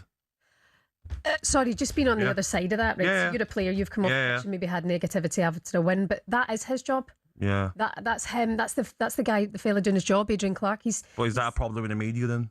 But it's not. It's just that your manager's just said this. What do you make about that, Jude? Yeah, but I still think like that might be his job, but then like when people moan, and there's been a lot of moaning on social media by a lot of the public, we've just got through to a semi-final. We should be positive, and people are creating a beef between our best player and the manager. Of course Tuchel they are. created the beef. No, He put it out there yeah, but first. Tuchel's not called out any player. He said what he thought about the game, which was honest. No problem. I totally agree with what he says. We can be a lot better. But when a player finishes a game, he's exhausted. He's done 110 minutes in that heat. He's shattered. He's carried his team through. He scored 2 goals. The last thing he wants to hear for the first question is, the manager said that's not good enough. Why do you say, like, okay, Jude Bellingham, what was that feeling like? Look at the fans behind you. How positive. Why can't we be positive in the media? Because you can see that. You can quite clearly see there's a lot of positivity around you, Gabby. What do you mean? Yeah, but that's the first question you want to ask your man. You don't want to be asked a negative question when But you're you're trying shattered. to win the World Cup. Exactly. Not just get to a semi-final. No one said you're not You've got through the quarterfinals. It wasn't your best performance. Yeah. It's nothing to get really overly excited about. I think it is. I think it 100% is, because this World Cup, France are the only team that have been outstanding. Argentina, like I said, we've got through every round being poor. Then after the game, being in their media, we got to do. That's a conversation for another day. I just think we look for problems. There shouldn't be any problem. Shouldn't be any big talk today about, there's beef. They don't get on. When I watch him on the pitch, he looks like he's listening to his manager. I don't see a beef there.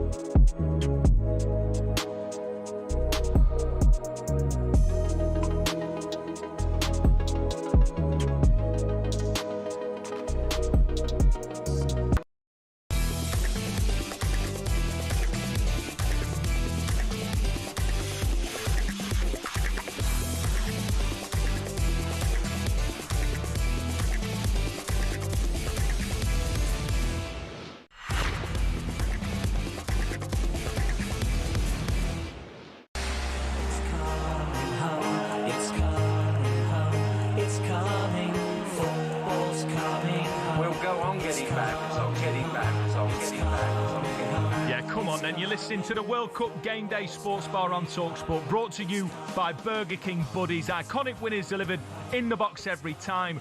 Order now on the BK app. Keep the calls coming in 03717 223344. We're heading to those in a minute to build up to England's huge semi-final tomorrow against Argentina. But if you're in the Midlands, and there's no better place to watch it than the talkSPORT fan zone at the SI Warehouse, Villa Park, hosted by talkSPORT and Villa legend Gabby Agbonlahor with DJ Tony Perry. Tickets are now on sale, which includes a free pint. Do not miss out. Head to talksport.com/fan zone now to secure your tickets. That's talksport.com/fan zone. Heading straight back to the phone lines. Chris, thanks for holding on, mate. You're a Chelsea fan. Thanks for calling up, bud.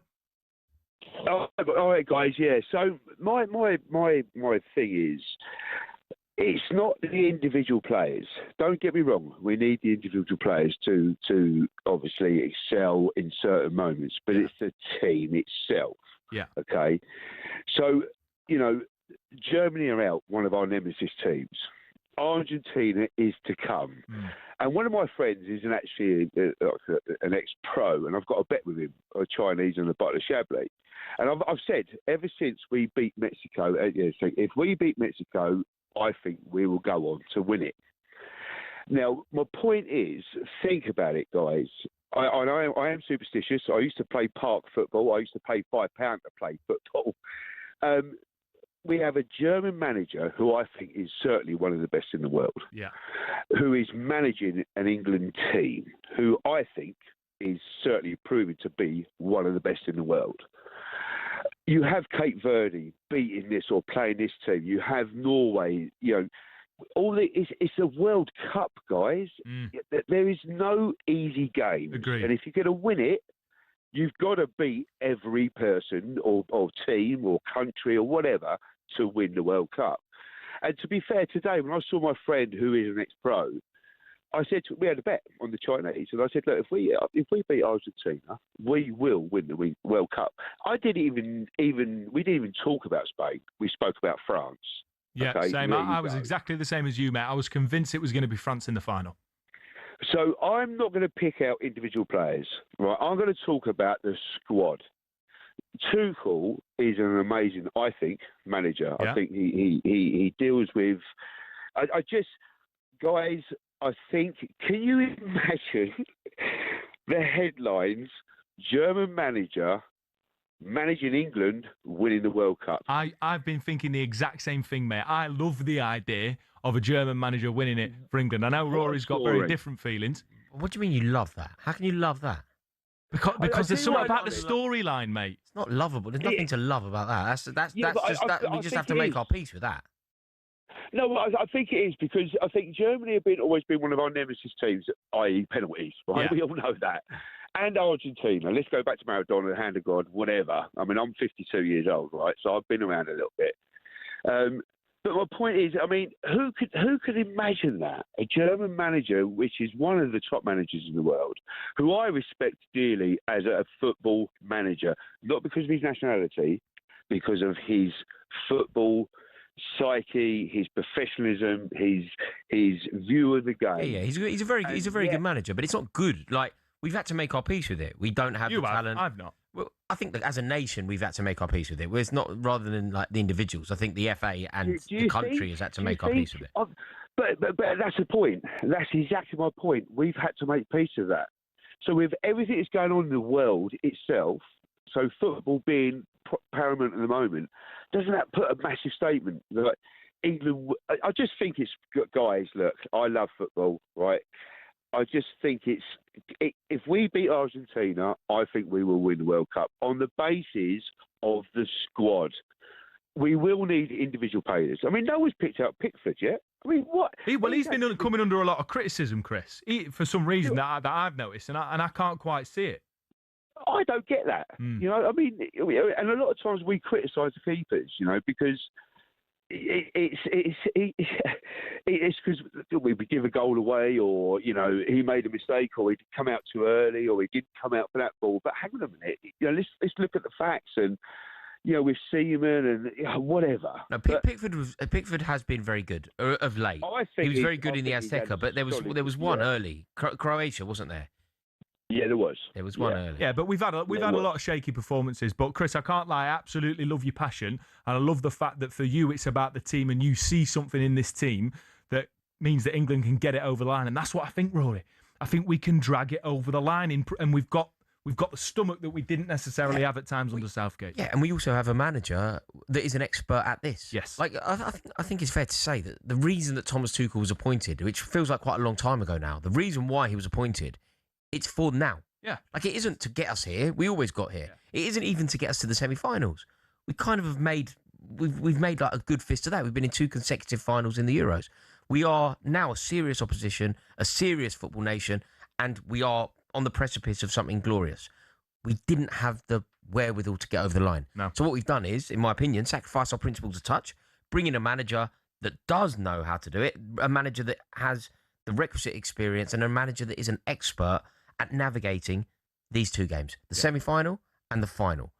So now let him do it. Like, this is it. This is what he's been brought in for. He's been paid £5 million a year effectively for 2 games. Yeah. Tomorrow night is one of them. I just think, look, ultimately, Thomas Tuchel's a better manager than Luis de la Fuente. That's what I think on paper. And therefore, I think he's a better manager than Scaloni. And I just think he's got the edge in these games. The fact that he, as Chelsea manager, beat Man City in a Champions League final says it all. He knows how to eke a result out in the sort of when it matters. That's the reality. Jamie's got it. You're an England fan. Love to hear it. Quick one, Jamie. How are you feeling? I'm good, lads. How are you guys? Yeah, good, doing really well, mate. Talk to us about tomorrow. Where are you watching? Yeah, I'm working, lads, but I'll find a way. Happy days. Man, good man. That's what we like. That's what we like. That kind of resilience. Find a way. Yeah, I just like to say, I think we've earned the right to be confident for tomorrow. I think looking at the Argentina side, Messi, De Paul, Telefico, Molino, Paredes, they're all 30 plus. And I just think we're going to have too much legs for them. Yeah. I think Thomas Tuchel has picked Madueke, Rashford, he's picked Gordon over Foden, over Palmer, and it's because they've got legs. And I think that's just going to come through in a game like this. Yeah, no, without a doubt, I agree with you, mate. And do you know what I think as well, Rory? Great call, mate. I kind of think that because England have played at altitude, because they've played in the scorching heat, I think that's going to help them in terms of their conditioning. Like that's great prep. Yeah, I hope you're right, but you've gone massively glass half full there. Well, mate, that's the mood we're in, mate. Yeah, no, that's the mood we're in, and I'm with you. I did have the opposite feeling towards it. I did think, there's the cumulative exhaustion. And the 14,000 miles in the air. Just the cumulative exhaustion. You've got to think, it's 120 minutes in the Miami heat, off the back of 90 minutes in the Azteca altitude, now going into a game that is going to be played at a lightning pace. But do you know what, though? Do you know what? It don't matter anyway. No, I agree. Just go with it now. The mentality is you win regardless. Yeah. You've got 2 games left. That's it. And then you're world champions. And then finally, those 60 years of hurt down the drain. Keep those calls coming in, please. 03717 223344. Best callers in the country. Up next, more England build-up. If you want to chat about Spain and France, about whether that shocked you, you're welcome to as well. 81089 on text. This is the World Cup Game Day Sports Bar on talkSPORT.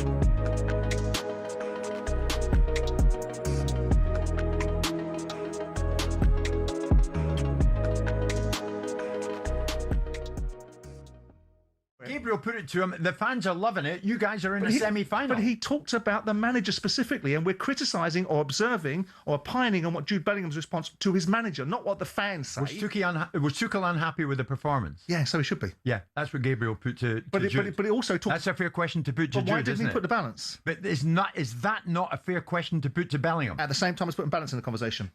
If you're trying to agree to disagree, it's dishonest. It's absolutely fundamentally What's dishonest about it? Because you're not presenting the full picture. You are taking what the manager's worst Tuchel things. said his bit, and Jude said his bit. But that is why I qualify things by sitting with you and peers, and I'm delighted to say that whilst I'm in the media, I'm not a creation of it. I didn't build my career around the media. All that again. Well, it's true. That again. It's true. I've never heard anything like that. No, because you wouldn't. Because you're a journalist. Your entire life has been journalism. What you do is you look at it and go, how can we get through about that as well? No, we don't. And that's where you're wrong. No one in the media, when you get to the level of Gabriel Clark, you're not in a mix zone, or you're not in a post-match situation going, oh, I've got him. You do. I've got him. You do not get it. I watch you guys. You do not get it. I watch you do it. I watch you do it. I watch peers do it. I watch you all do it. I've been on the receiving end. You think this is a gotcha moment? Yeah, you guys love it. How can you be? You guys can't get more excited. And have you never done a gotcha moment? No, I have a strong. Well, like what? In your various media. No, when I have a robust conversation with somebody about opinions on something, even though I don't try and trip them up. Media or part of it, or not part of it, or when you're in. No, I try to make them accountable, give them a rounded perspective. So if I confront somebody with an argument, it's rounded, so they can deal with all aspects of it. Because I want to win the argument on fact, on merit, so really, not by creating. There's nobody else like you. I don't think so. Yeah, absolutely right. Love it. Anybody else under Premier League Football Club? Love it. No, that's true. And I'll give you that. There you go. And that is true, Simon. And anyone I will else say about this. 17 businesses? You are absolutely right. When it comes I can go on.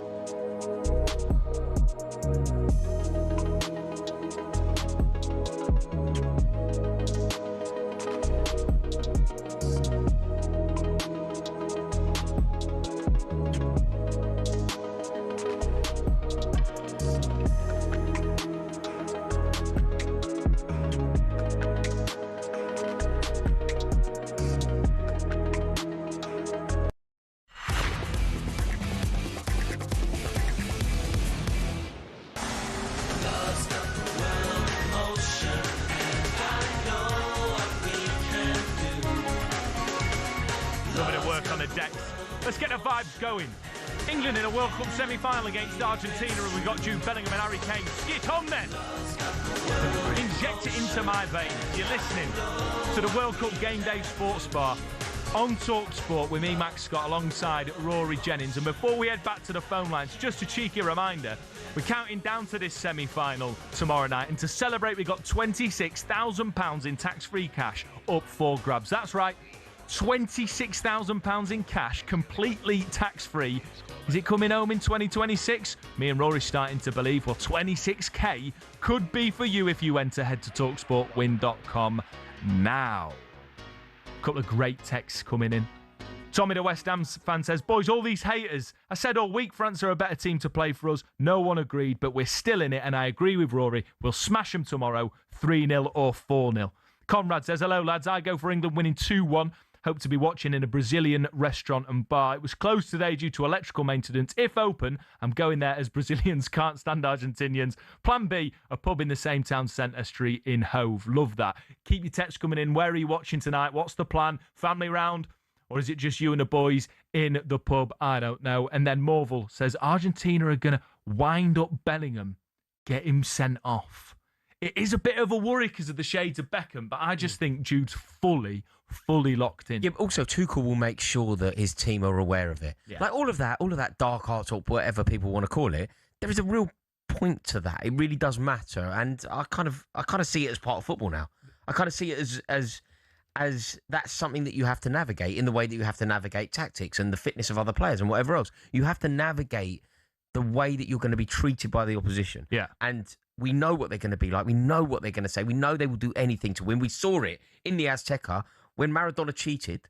Let's remember what happened. Yeah. Maradona is a big, massive cheat. Yeah, you're not right. I know, no, I'm fed up with all this hand of God nonsense. It wasn't a hand of God. It was a hand of a cheat. Yeah. Who absolutely robbed England. Like Gary Lineker scored a goal that has ultimately been forgotten. And had we won that game, we could have easily won that World Cup. So we know what they're like. We know what they're capable of. We just need to be ready for it. And I think that's where the guile and the wherewithal of Thomas Tuchel will come in. I think Thomas Tuchel will really instill this in the players. That needs to be the mentality about this. It shouldn't be one necessarily of reverence. We're playing the world champions, etc. It should be we're coming to get revenge for '86. Yeah, that's what it should be. That's how they approach everything. Yeah, of course they do. Like if you listen to the songs that they're singing songs all constantly about the history and avenging things and whatever else. Hang on a minute, we got a few things to avenge. We got Diego Simeone, the massive cheat. We got Diego Maradona, the massive cheat. So we got our own things to avenge, actually. Yeah. And tomorrow we're going to do it. Fire under the belly, Rory. Yeah. Also, that's what I don't understand. You know, like the lack of belief, the lack of patriotism. Like we are going into a semi-final. It is going to be a cauldron. It is going to be amazing. This is, on some level, I'm just very happy to be alive at the moment because what we are going to witness is one of the greatest football matches. Like you know, if you could have witnessed Carlos Alberto scoring that goal in the World Cup, it would have been an honour, right? If you were alive in 1917, you could have been in Mexico and watched that goal go in with your own eyes. It would have been a dream. You couldn't. It was bad luck. But guess what? You're here for England semi-final against Argentina. Messi versus Kane. Like, this is it. Couldn't have said it any better myself, Rory. Clip it up. Show it to the boys in Atlanta tomorrow. Johnny is a Wolves fan. Good evening, Johnny, mate. Hello, mate. How you doing? Yeah, doing well, mate. Rory's getting me all revved up for the game tomorrow night. I can't wait. Mate, do you share the confidence? Listen, I'm so proud of you, boys. You're doing an excellent job. Well done. Thank you, mate. Very kind. Boys, in 1982, my granddad took me to the old Wembley to watch us beat Netherlands. Ever since then, I've had the bug for England. I've watched every game. I've watched every stupid friendly. Honestly, all of it. I have never been this confident. Never. And I promise you What this. makes you so confident? Tell us. Just the grit, the determination, just the sheer brass, you-know-what, of what I'm seeing at the minute. Johnny, was it a 2-0 win? I love stories like this. You say your granddad took you to the old Wembley to watch England take on the Netherlands in 1982. I think I found the fixture. Rory. Yes, Rory. Tony Woodcock scored. Correct. Correct. And Paul Mariner. Yes, and then at the end of it, my granddad took me out of Wembley, and we got back in his lorry, and we drove home because he was a lorry driver and he used to take me on trips. Absolutely brilliant. Nice. Love it. Hey, good vibes. You're seeing a Forest legend scoring at Wembley and Tony Woodcock, mate. Absolutely love the energy, Johnny. Thanks We for are going to win the World Cup, boys. Mark my words. Good, Johnny. That's the I attitude. love it, mate. Absolute belter of a call. Louis or Lewis, sorry if I got it wrong, mate, is a Chelsea fan. Talk to us, mate. How you feeling? Boys, number one, how are we feeling? How are we feeling? That's the question. Ready for it, mate. Ready Ready for it. I'm like a coiled spring ready to launch into this game. I cannot wait. Good lads. Right, one thing I want to say, right, and I'll be honest. Messi, I'm going to upset you. I know I'm going to. He's not all that anymore. He's not all that. I mean, and I can go back to look who he's played against. In my eyes now, he's no different to. At the age he is now, he's like Aaron Lennon with a uni degree. Do you know what I mean? I don't think that Messi's going to cause us a lot of problems. And I'll be honest, I think the ones you've got to be wary of is, your Paredes, your Enzo Fernandez, the ones that are going to get the game by the scruff of the neck, the ones that are really going to rile us up. We've got to stop making this game about individuals. We've got to stop talking about him all week in the media. We've got to stop trying to draw him out. We've got to digging him up so much. We've got to stop, digging him out so much. So what? He's passionate. All of them players should be passionate. You're playing for your country in a World Cup. Yeah. You're not the golden boy because you're passionate.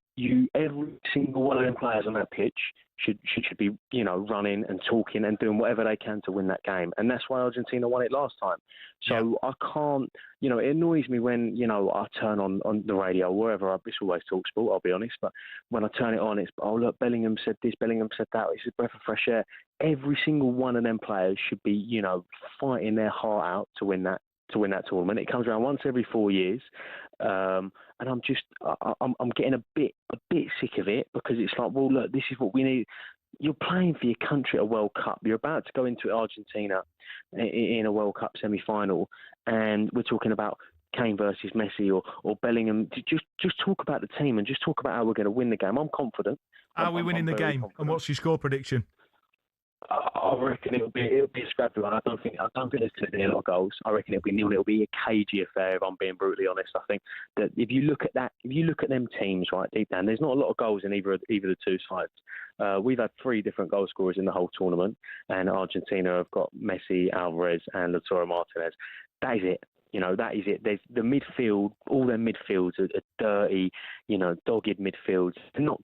It's not gonna be a free-flowing game, as much as what we saw. Mate, I love the cut your jib, right? I do, but I've got to say, I've got a feeling that it is going to be more of an open game because this is 2 teams that have conceded far more than Spain and France. It's 2 teams that have got sort of vulnerabilities, and I don't mind it. Whatever way it comes, mate. Whatever way it comes, I'll take the victory. But I think this is going to be an all-time classic. If we thought that Mexico game was an all-timer, I think this has got the ingredients to be a 4-3. Honestly, because I just think both teams have such obvious weaknesses.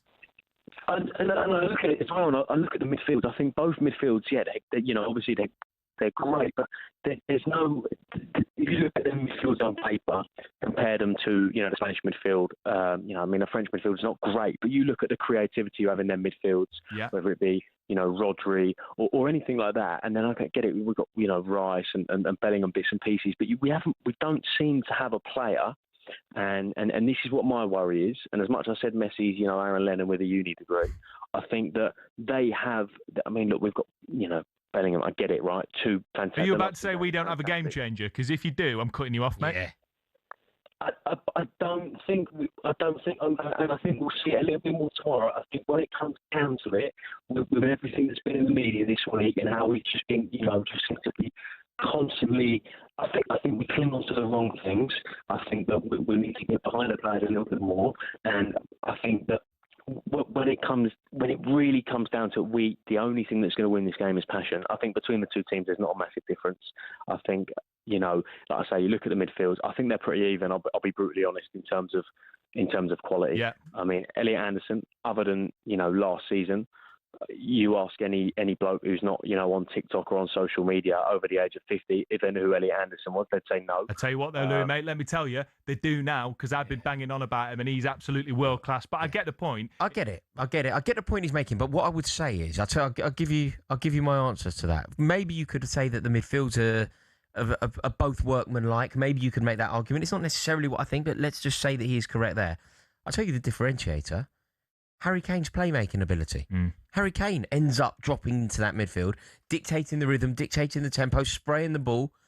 That's our playmaker. Yeah. It's just our playmaker happens to be but also a goal scorer. He needs those runners, and we haven't necessarily had them consistently. We had a text earlier on, forgot the name, said he would like to see Rashford and Gordon start. Do you think that's too beyond the pale, or do you think it's just Gordon on the left, Saka on the right? Because the pace of Rashford. Yeah. You have to. You can't have both. You can't be greedy. You have to decide whether it's Gordon or whether it's Rashford. You can't have both. Okay. And I think the answer has to be Gordon. Football should be a meritocracy. Anthony Gordon has earned it. Yeah. I didn't think he did. I acknowledged this earlier in the show. I didn't think Anthony Gordon was the right man. I didn't think he deserved to go. I think his form for Newcastle was abject. I thought the amount of goals that he scored in the Champions League was slightly misleading. The Carabao goals and whatever else. It was all kind of, it was all smoke and mirrors. And I'm more than happy to admit I was completely wrong. His performance in the Azteca, his performance when he came on against Congo, his performance the other night, I just think that he is now a starter. It wouldn't be fair, it wouldn't be just to take him out of the team. He's earned it, and I think we need him. Desperately. I think we need him. He's got that pace and relentlessness that I think have characterised this England team and their ability to come back and fight and show what we all want to see as England fans. What we want to see is a bunch of players on the pitch that look like they're fans with shirts on, that look like me and you, Rory, if we were good enough to play football. And I think we're seeing that recently, and that's what we're beginning to see. Is this? Well, go on. What was that? Is that a bit of rallying cry music?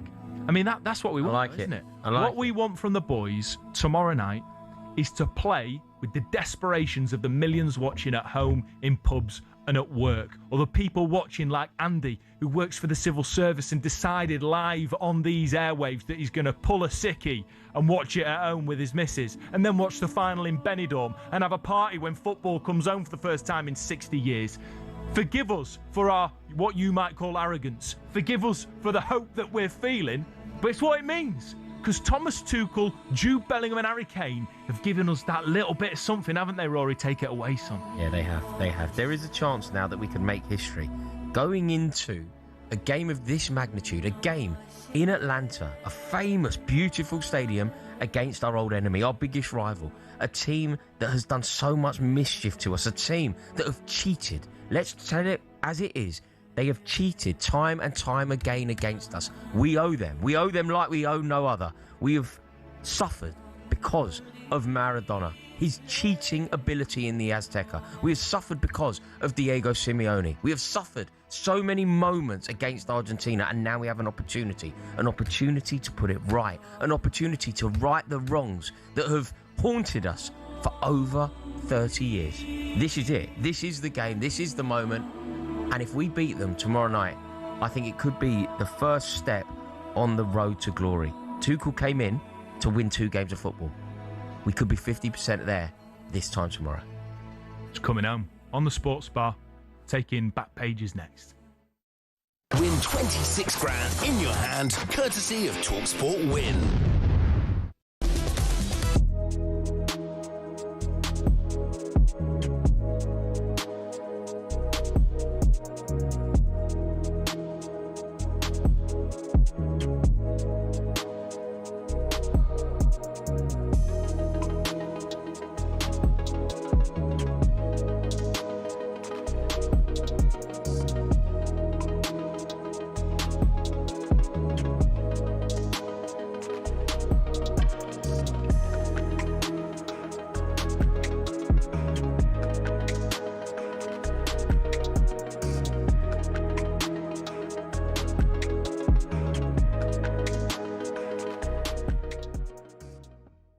Do you think that you're more confident about tomorrow beating Argentina than you were against beating Croatia? 100%, yeah. Why? Because that was early on in that group of players with Gareth Southgate. It was early on, and Croatia had some side back then. You know, Croatia were probably favourites in that game. They were that good of a team. But I think when you go forward, 8 years, and you look at where we are now as a squad of players, the experience they've got in tournaments, how they've got to finals and semi-finals, I think this game we should win more than Croatia game. I've got honestly total faith. If I was gonna go to the final, I would have bought my tickets now. That's how confident I am that we beat Argentina. Wow. Yeah. Okay. Let's look at how they play. I look at their weaknesses. I look at how we can get in and around Messi.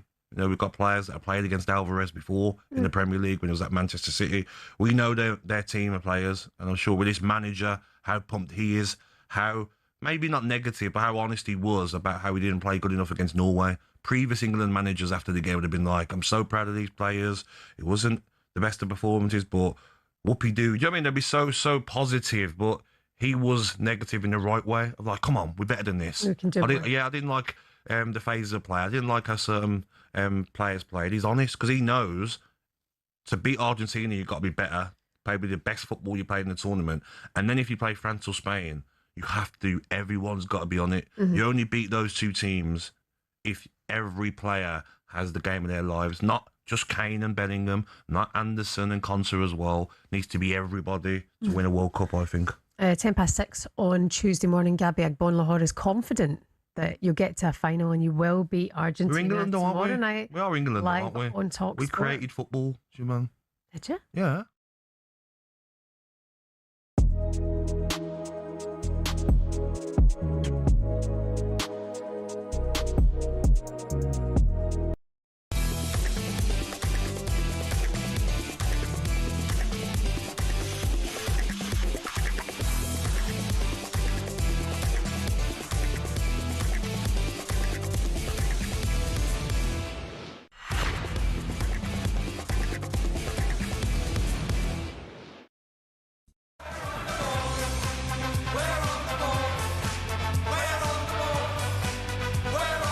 Yeah, let's have it. You're listening to the World Cup Game Day Sports Bar on talkSPORT with me, Max Scott, and Rory Jennings, where we're unapologetically proud, excited, optimistic that England are going to do one over Argentina. The serial cheats. Which is Serial cheats. Anyone I hear refer to it as a hand of God is no longer a friend of mine. Yeah. It's not the hand of God. I think it's right, yeah. It was the hand of a cheat, and it cost us massively. We should stop using that phrase. We should stop bowing to the language that has caused us pain since 86. It's an absolute disgrace. I'm with you on that. And I'm glad to hear that the people texting in are feeling the passion, Rory. Johnny, for one, says, it's coming home, boys, let's have it.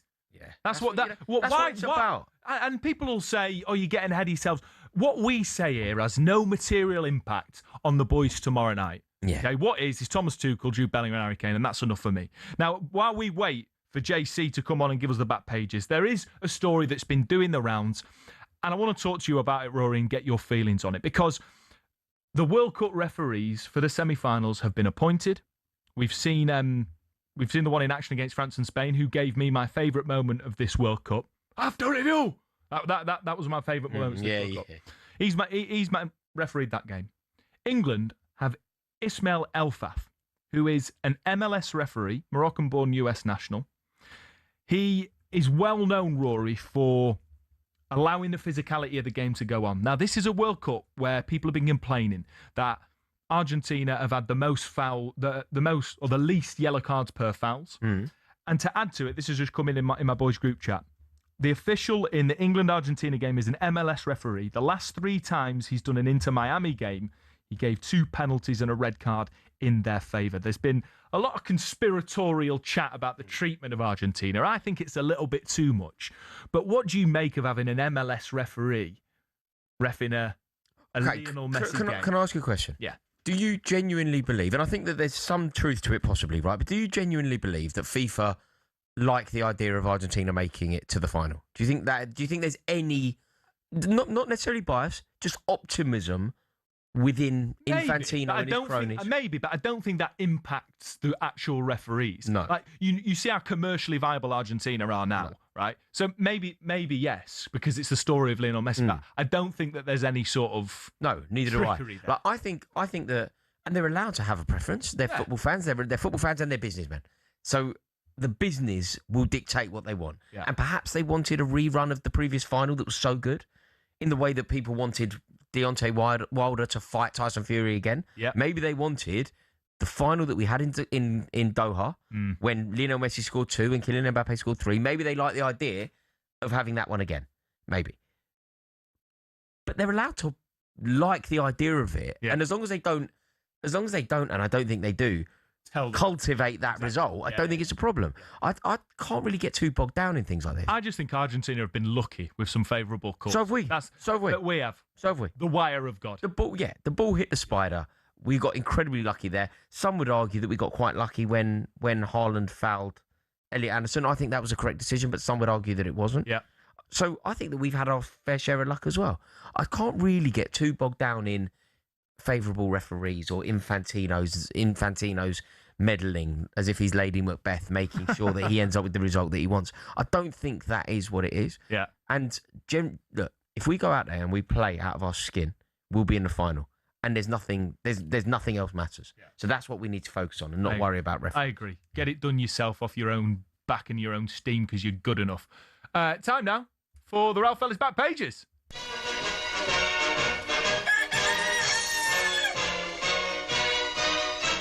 Yeah, this is the Ralph Ellis Back Pages where myself and Rory Jennings bring you tomorrow's sports headlines tonight. Joining us now is a good friend of ours, Jack Cunningham from talksport.com, to take us through the back pages. How you doing, JC, mate? Evening, lads. How you doing? I'm absolutely loving the energy from both of you. It's been really got me going, to be fair. Yeah, mate. It's got me going. We've got to do it, Jack. We've got to do it. Now, give us what have you got up first for us for the headlines tomorrow, mate? Yeah, so, I mean, to be honest, one of them is actually about the World Cup final. So, essentially, FIFA are going to break the laws of the game again for the World Cup final. So the World Cup final is going to have a 30-minute half-time show, which will include Madonna, Shakira, blah, blah, blah, blah, blah, blah. The whole thing will be 11 minutes. But because it takes that long to put the stage together and take the stage down, it's going to be a 30-minute half-time break. So the laws of the game, football laws, say that half-time can be no longer than 15 minutes because, actually, for medical reasons, you know, the lactic acid, etc., if you sit down for too long, it all starts to build up and you can become at more risk of injury and fatigue. So for the final, or at a stadium where there's going to be no aircon and it's probably going to be boiling hot, they are having a 30-minute half-time break just to make sure that we see some pointless half-time show that no one cares about, especially if England are in the final and are winning or losing. The only thing you're thinking about is the second half. It's amazing, this, isn't it? Because, you know, every time I think about things in football, I'm like, well, they could never do that. Like, some things are not for sale in football. I have been of the opinion, well, they could never do that. And they find a way. Well, they could never possibly have a World Cup in the winter. Oh, no, they can. They could never possibly disrupt the rhythm of a match during a half. Well, they can. They could never possibly change the length of a half-time. Turns out they can. Anything for the dollar bills. Yeah. FIFA have just found a way to, for the football purist, take away from the sanctity of the game. It's just like the rank Americanization of the sport. And I know that they're one of the co-hosts, but football fans don't care about Shakira. Football fans don't care about Justin Bieber or Madonna. What they want is to have a quick beer or go to the loo quickly and get back to the second half. Yeah. But look, we're used to it now. This World Cup has shown us. So who's playing? Who's playing Jack? Madonna. Madonna, Shakira, Justin Bieber. Madonna. Look, everyone likes Material Girl. That's a banger, Sesame right? Street characters are going to be there. Material Girl is a banger, so you can have that. I reckon Shakira you can kind of make your peace with because of that banger World Cup rhythm. Stick her on the halfway line with a microphone. Yeah. We don't care about Super Bowls. Yeah. We don't, as it, you know, the halftime show and all that. That's great for the Super Bowl. That's part of the spectacle that is the Super Bowl, which is massively growing in this country, and we can embrace that. But don't bring it into Nobody, not one football fan, likes Justin Bieber. In the Venn diagram of football fans and Justin Bieber fans, there is no grey area. Not one football fan in the history of football fans has ever liked one Justin Bieber. Bieber's got a good album, you know. I don't even know what Justin Bieber's from. I literally, I don't think I'd recognise Justin. I've got a tube here. Justin Bieber could have been sitting opposite me on that tube. I wouldn't have had a clue. Would you? Would you know? Yeah. To be fair, he's got a couple of songs that slap. Does he? Is he quite good? But when it comes to football, I don't care about it. I'm not. I don't care. I'm not enough of a metrosexual. I don't know. I don't know enough. What are you? Me, I'm a geezer. I'm a proper geezer. Well, what else is going on, Jack? I see one here. Thomas Tuchel. He believes that England can do it. He's called it Goat Busters. Tuchel tips the Lions to spook Lionel. Because he's got a team full of geezers. Yeah. Exactly, yeah. This is a team full of geezers, exactly. No, look, end of the day, Tuchel is making it very clear that he believes England can do this, and we shouldn't be scared of the greatest player of all time. Should embrace this challenge. I think this is such an iconic moment, iconic game. This is like something that you'll remember as long as England win, I suppose, for years and years and years. Like that Azteca moment in the Mexico win, that was iconic. This would be even more iconic. This is Argentina, with all of the stuff that's gone on between England and Argentina, both on and off the football pitch, to be fair. It means a lot, and it is an opportunity for these players to become heroes. I think a lot of them are heroes already. I think Jude Bellingham has legitimately put the country on his back and carried us to this stage almost. A 23-year-old man, a legend, a warrior, a hero already. And I think this is an opportunity now for some other players to stand up and count as well. Now, Argentina seem to be powered by this weird kind of just belief that Messi is going to win another World Cup. Like, their whole thing is just about getting Messi to win one other World Cup. So when they were 2-0 down to Egypt, it was almost like he decided, all right, actually, I need to turn up now. And he got a goal and an assist. And then Enzo Fernandez scored the winner because, again, these Argentina players are fueled by this passion and this desire to make sure that they do that. Well, England need to be fueled by the same passion and desire as well, and if they are, then our quality should shine through, and we should actually be able to produce one of England's greatest ever nights to put us into the final against a Spain side who absolutely blew France away. But we can deal with that later. Let's concentrate on this. It's good. I can't wait. JC's got the bug. JC's got the bug. Love it, mate. Now, we've got to head to the news in a second. Just tell us, though, what's trending on talksport.com at the minute? Well, Saliba limped off. So he came off with his back injury. He literally said his back's gone. So Arteta has driven Saka, Rice and Saliba into the ground, but he did get them the Premier League title. So I suppose it doesn't matter in the end. But look, I mean, I'm thinking for Arsenal, though, at the start of the season, they're probably going to be without those three. They might be without some more as well. It shows you just how physically demanding it was for Arsenal this season to get them into that stage of winning the Premier League. Saliba, he just couldn't carry on. He had a back injury anyway. It's gone. So no, and it does make me wonder. It does make me wonder whether, how Arsenal are going to start next season, because Rice is knackered, Saka's knackered, Saliba's now injured, much to their credit, because they've done an incredible job for Arsenal. And normally I'd plug for phone calls and texts, but we don't want to hear from you Arsenal fans unless it's about England. We've had enough of you. If you want to call us about England. JC, thank you so much, mate. Absolute pleasure. Cheers, mate. Enjoy the game. All the best. That is Jack Cunningham from talksport.com giving us the best of the back pages. Stay with us, because up next we're bringing you all the latest from Thomas Tuchel's press conference that he's just finished, and you're going to hear that on TalkSport next.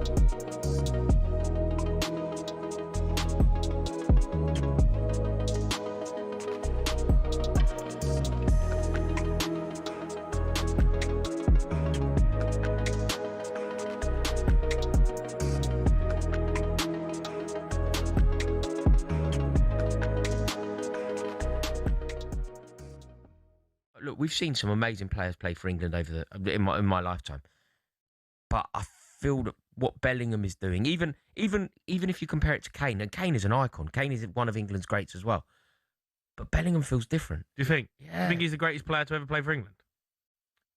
Can we frame this question in a slightly different way? Go on. Can we just discount the 66 winners? Like, I can't. You can't They go. won You it, can't go right? against Bobby Moore. They've won it. They've won it. Okay, Like, but is he the best player you've seen in an England shirt ever? He's not. He's probably not the best player, but he might be the best England player, the best player for England. Like, look, you could argue that Steven Gerrard was a better player than him. You could argue that Paul Scholes was. You could argue that lots of players were, but none of them did it for England in the way that Bellingham has already. Already, 22 years old. Already, think about what happened in Qatar. Think about what happened in Germany. And this World Cup, he's taken it to a completely different level. Yeah. Like, I think it's amazing. I don't Rooney? know Rooney never did it for England quite like Rooney. I was there. Rooney scored one goal at a World Cup for England. Yeah. Like, Jamie Carragher wrote a piece in yesterday's Telegraph, and he was talking about Gaza. He was kind of making the comparisons with Gaza. Gaza captured a nation and all that. Yeah. And he obviously did. And you think of his performances in Italia 90 and then Euro 96. But I didn't know this until I read Carragher's article. Gaza didn't score at Italia 90. He didn't score. Bellingham's got 6 in 6. It's different. I don't see how you can say that he's not better than what Gerrard did for England. Gerrard had his moments, remarkable footballer. But Rooney's contribution, Gerrard's contribution, Lampard's contribution, it just can't be bigger than what Bellingham has already done. Do you agree? Yeah, I kind of do. I mean, Gaza was my idol growing up. Yeah. You know what I mean? Like, and I look at what he'd done and how he played. I think Bellingham's better.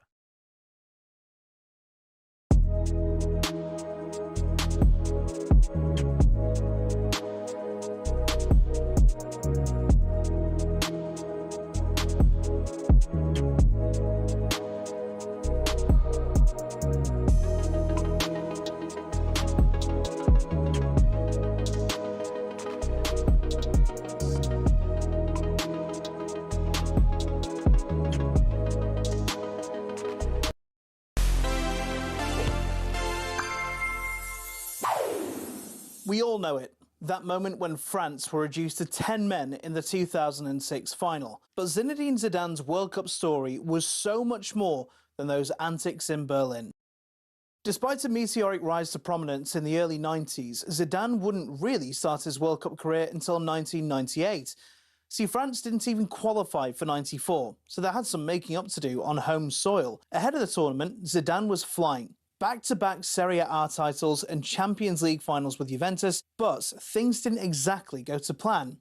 In France's second group game, he was shown one of these. I mean, we were so busy getting angry at Bex for his red, we didn't even realise Zidane was getting properly dug out in France for the 12 days before. The French public demanded he be kicked out of the squad and sent home, but manager Aimé Jacquet held firm and brought him back 2 games later. After his return, he'd start every game until the final, where he was quite simply brilliant. He scored not once, but twice, and this was the moment he'd been waiting for. There was national jubilation, and all was forgiven. He was even rewarded with a Ballon d'Or to cap off a near-perfect year. France won the Euros 2 years later, and so were red-hot favourites at the 2002 World Cup. But the table will tell you things did not go to plan. Now, come 2006, France, now captained by Zidane, are one of the favourites again, but they made hard work of it. They won just 1 game and finished second in their group, which meant they had to beat Spain, Brazil and Portugal en route to the final. Then, the moment we all remember. Zinedine, just leave it. Walk away. Zinedine, no! And that meant he became only the second player in history to be sent off twice in World Cups. France lost, but he still won the Golden Ball. As you can see, he was thrilled. Or furious. Zidane never played again, but across 3 tournaments, his story had everything. Disgrace, glory, infamy. We don't like our heroes clean anyway, do we?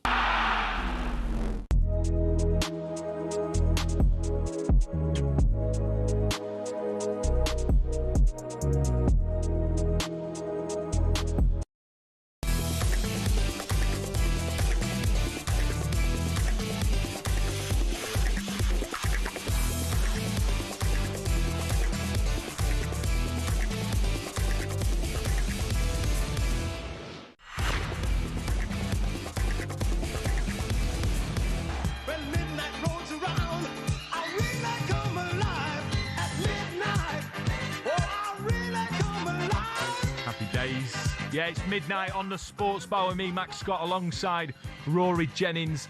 And thankfully, we've got the Thomas Tuchel press conference ready for you. He's been speaking to the press all about that huge incident that was made a massive deal out of after the game against Norway.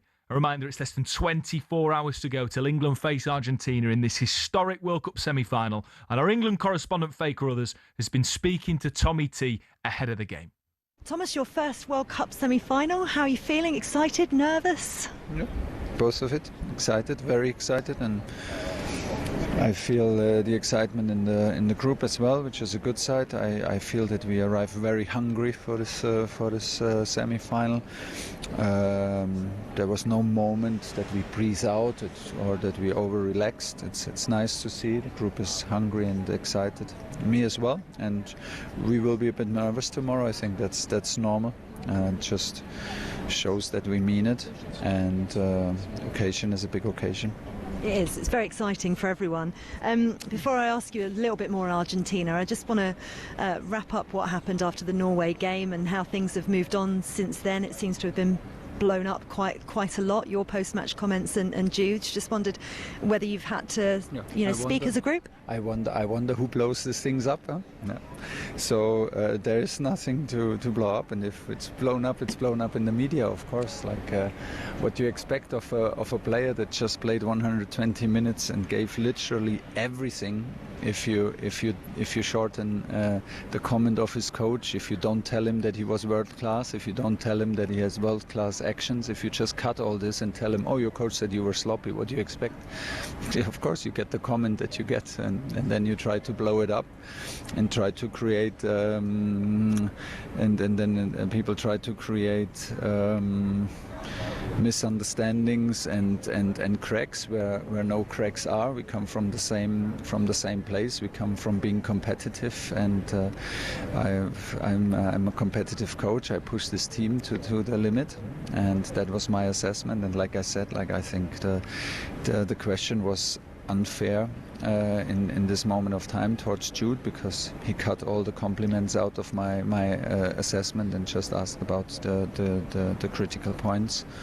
So I can understand what you expect of a player that just gave everything and stands there in front of a microphone in a flash interview. It's just what it is. But we're close as ever, and closed more than ever before. So you can see that on the field. Energy and mentality in camp is excellent through the last days, and we're ready to go for it tomorrow. World champions tomorrow, what kind of statement would it be to beat them and get to the final? A big one. We need a big statement tomorrow, of course. Otherwise, you cannot beat the reigning champions with Lionel Messi. It's a big ask, but we are ready for it. I feel the excitement. Like I said, I feel the hunger.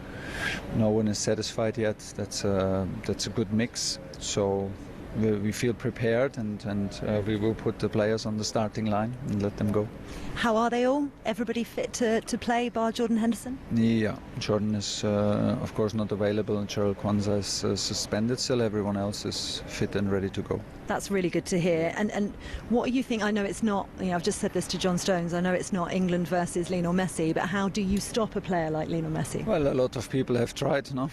Throughout the last decades, and not a lot have succeeded. Well, you stop the supply to him, you stop passing options for him, and still he's a magician. He finds his ways, he finds gaps, he sees things just seconds earlier than anyone else. I have the feeling it's a different kind of vision going on. He is one of the all-time greats in this game, and he proves it game after game after game in this tournament, which is highly impressive. But we are here to beat him and to beat his team, so it's a big ask, but we're up for it. My final question, did you watch much of the Spain-France game? And I know that you're going to say we've got to beat Argentina first of all, but obviously Spain await in the final. Spain awaits. Spain is in the final. Congratulations. Big win, big performance. I just saw the first half because then we were in the plane and traveled here. First half was very impressive, very dominant. It's what Spain does. The more the tension grows, the calmer they play. The more the tension, they just have this natural self-confidence in what they're doing through all the ages. They play with so much confidence, and that shows on the biggest stages. Very impressive, and big win, and congratulations. We want to be there as well, but like you said, we have to take a step before. Thomas Tuchel speaking to England's talkSPORT's England correspondent Faker Others there. So much to get into, Rory, but we've got to start with the big story. I thought Thomas Tuchel's response to the media storm surrounding those post-match interviews is absolutely pitch perfect, and he's demonstrating that maybe where in previous tournaments media chat would infiltrate the camp, Thomas Tuchel's got the strength of character to make sure that it's completely nipped in the bud. What did he say? I wonder who blows these things up. There's nothing to blow up. What do you expect of a player who gave everything for 120 minutes and you don't tell him the whole story? People try to create cracks where no cracks are. He's absolutely batting it back, saying there's no issues here. The mentality is the best he's ever seen. They're more ready than they've ever been. I think absolutely bang on from Tuchel. Yeah, I think it's exactly what we said earlier in the show. Before he clarified it, we said that nobody had done anything wrong. We said that Jude Bellingham, in his emotional state, I actually think that the whole thing is all quite unedifying. You don't need to be sticking a microphone under someone's nose and a camera in their face the second that the referee blows a full-time whistle. They're not in the brain space. No. They're not in the right frame of mind to take on those questions, to take on the impact of the words that they say. The entire nation is listening to it, and if they play one wrong false move, we drill down into it. Particularly when you're only given the negatives. Exactly. And then it was the cherry picking. It was the cherry picking of, like Thomas Tuchel said a lot. Gabriel Clark and Thomas Tuchel had a fairly detailed conversation. Gabriel Clark decided to present to Jude Bellingham the part of the conversation, he cherry picked the perfect point to try and get a story. If you don't tell him he's world class and tell him he's sloppy, of course you're going to get annoyed. You're not going to like those comments after pouring your heart out for 120. Jude Bellingham did nothing wrong. No. He reacted correctly to the information he was given. Yeah. Thomas Tuchel did nothing wrong. He said an awful lot, and the performance against Norway wasn't good enough, so he didn't do anything wrong. And he hasn't put a foot wrong in his response to Faye there, because he's created an us versus them mentality. It's us against the world, boys. We're doing it for the nation, and nothing is getting through this brotherhood, which he's been banging on about since the start. Yeah, I completely agree again. And then the only thing that we now need to dissect, I guess, is did Gabriel Clark do anything wrong? In my opinion, yes. I think you could also, though, make the case and say that Gabriel Clark's responsibility is to create noise, create a story. His job, effectively, is to find something newsworthy within. And if that is the objective, it doesn't really chime with the way I see the responsibility of a journalist. Mm-hmm. But if it is the responsibility, then I guess he succeeded as well. Yeah, well, look, what I love about this is Tuchel has put that story to bed now. He's put it to bed. And for me, everything about that, not only talking about that media storm, but talking about the mentality and the energy of the squad, talking about the preparations for Argentina, all of it, the energy was absolutely spot on and exactly what I want to hear as an England fan. Fair play, Thomas Tuchel. You're listening to the World Cup Game Day Sports Bar on talkSPORT, brought to you by Burger King Buddies. Total tournament satisfaction delivered by the experts. Order now on the BK app. You're listening to the Sports Bar on talkSPORT.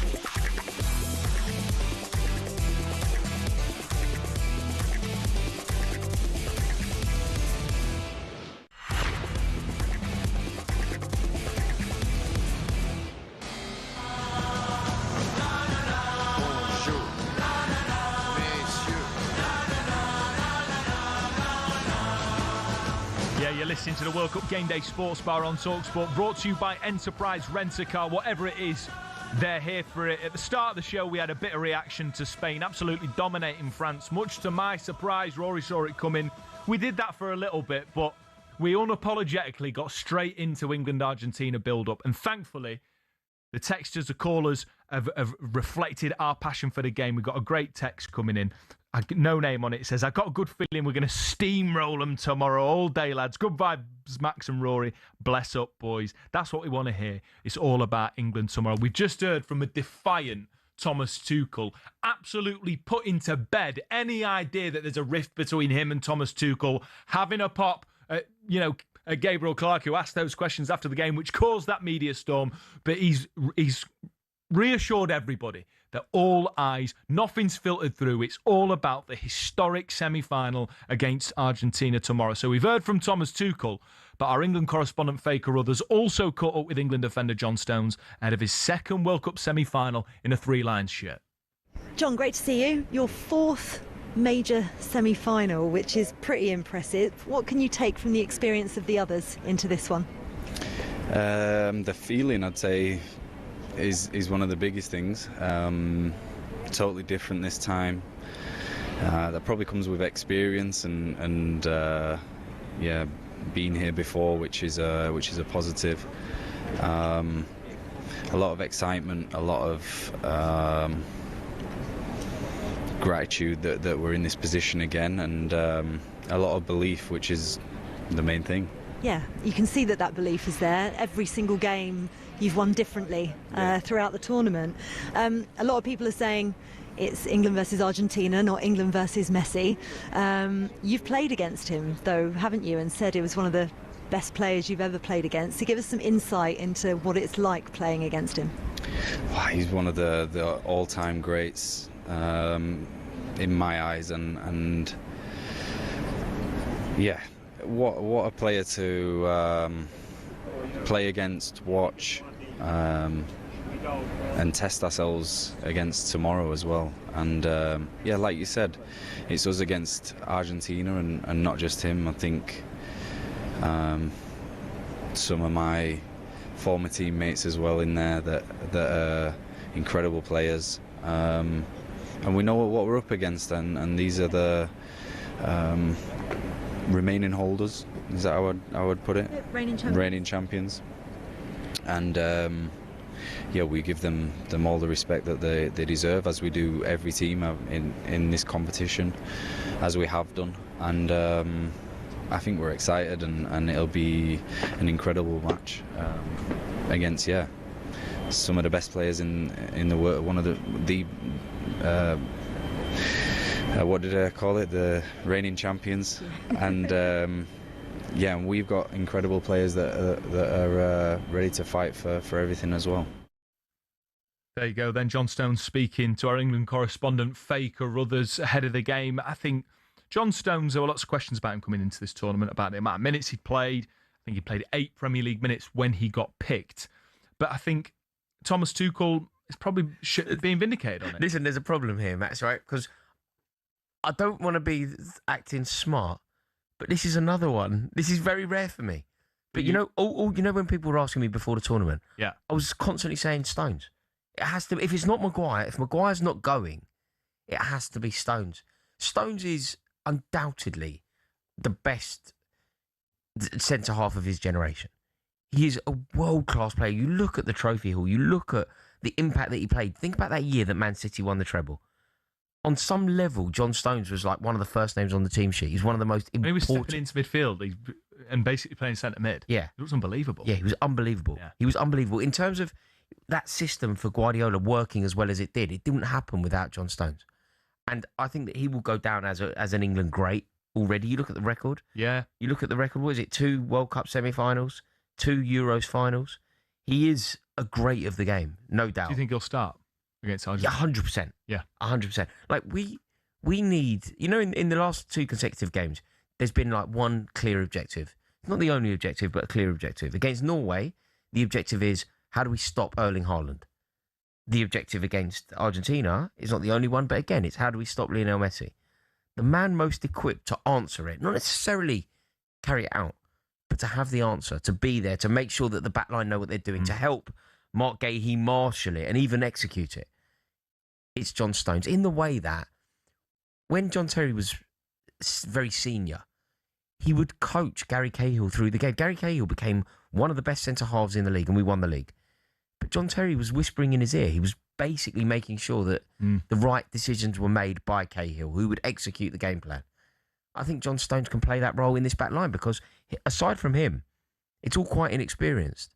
You know, Nico O'Reilly's very young. Yeah. Mark Gahey's quite inexperienced at this level. Yeah, it's you need John Stones in there. I wasn't convinced by the pick in the squad purely because of the injuries and the amount of minutes he'd missed. I wasn't convinced by his first performance, but I thought he was absolutely brilliant in the previous game. And I agree with you. I think he's going to start. That was John Stones speaking to Faye there, speaking to talkSPORT. But now it's time for a little bit of this. Yeah, this is the rest of talkSPORT, where we run you through some of the recent highlight moments from across the network. Let's kick things off with yesterday's Hawksbee and Jacobs, where the hosts were joined by Callum Best. Now, Callum has been on the show numerous times, but it seems as though he has quite got the opinion on a certain pair of hosts. And so let me just start by saying I've had the pleasure of coming on talkSPORT over the years, but it's usually with Jamie and Cundy, so it's nice to have people that actually know what they're doing and host the show. So it's nice to be on with you both. Oh, Jamie, they'll both be after you for that, Callum. It'll be good to talk to you again. It's a bit harsh on Cundy and O'Hara, isn't it? Well, it's not only harsh, it's completely inaccurate. Yeah. I would argue, I find the sports bar, not tonight, but the sports bar generally a total appointment of you. Yeah. I think Jamie O'Hara and Jason Cundy are on a generational run, and they set the tone for the station. Without a doubt. Like they set the tone. It's an honour to sit in this chair. Oh, no doubt, no doubt. When I wake up in the morning, one of the first things I do is go on social and find out exactly what Cundy and O'Hara have been banging on about. Yeah. It's an amazing show. So no, I wouldn't agree with that at all. Although I would also never say it to Cundy's face. I would never tell him quite how highly I rate him, and I'd never say it to O'Hara's face. He looks double hard now. He's got that sort of buzz cut. Yeah, exactly. So Callum Best is calling out Cundy and O'Hara. Who's the most famous person that you've ever called out on air? I imagine there's quite a few, to be fair, Rory. I don't think I've ever called anyone out. I don't. Not for a scrap, but like I don't think someone that you've critiqued on air. I was fairly harsh about Gareth Southgate during the last Euros, and I regret it a bit. You called out Piers Morgan on Twitter. He's quite famous. Piers Morgan, yeah, but I ended up paying dearly for that one. Yeah, that was a problem. Literally. I did. All for a good cause, though. Yeah. There's no shoes or socks on my daughter's feet to try and equalise that. So no. What about you? Have you ever done it? Infantino. You went for Infantino, mate. Yeah. That's serious. Yeah. Who else have I called out? When we got a 4-point deduction, I called out Mr. Marinakis. Yeah, you've got to be careful. Yeah, you've got to be careful. But you know, look what he's done for the club ever since. Yeah, that is true. Unbelievable job.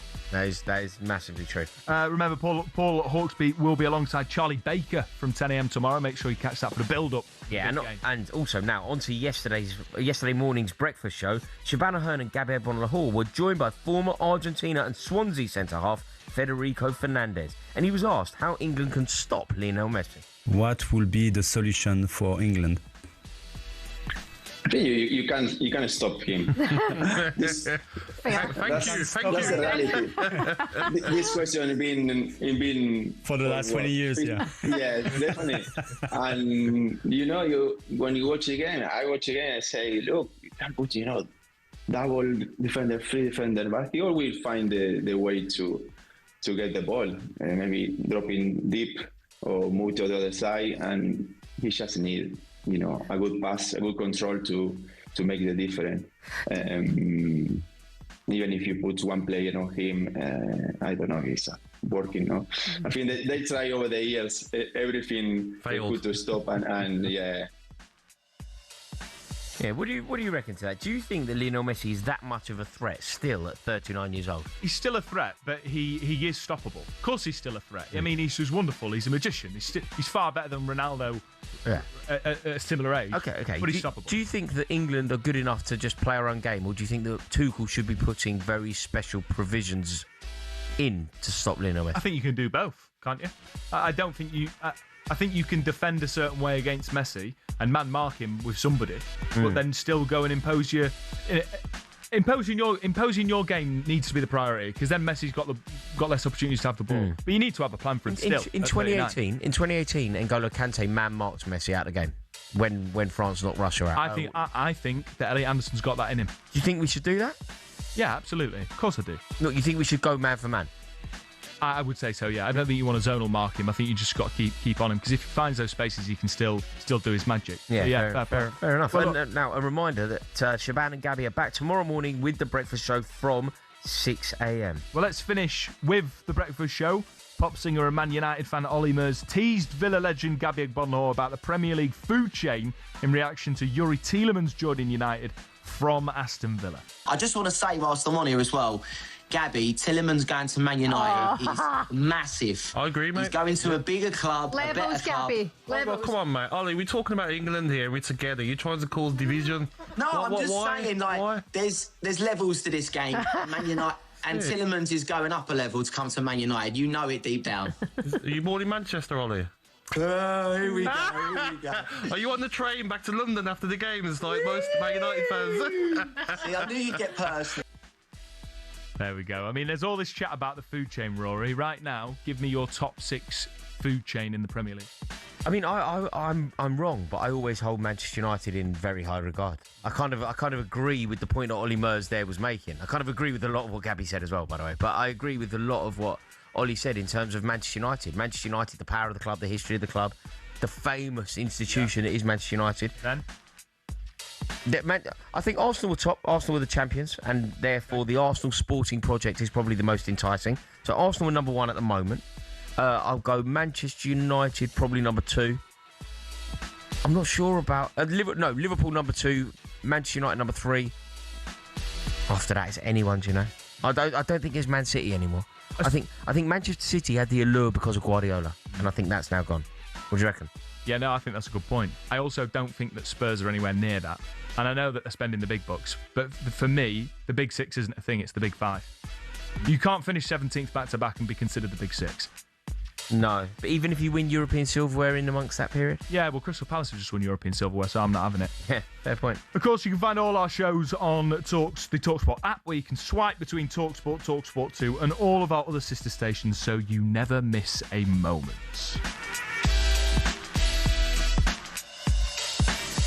All right, stick with us. Rory and I might have got the juices flowing, bigging up England for tomorrow night, but our next guest, Tim Vickery, South American football expert, might bring us some sobering takes on the opposition for tomorrow night. Stay tuned.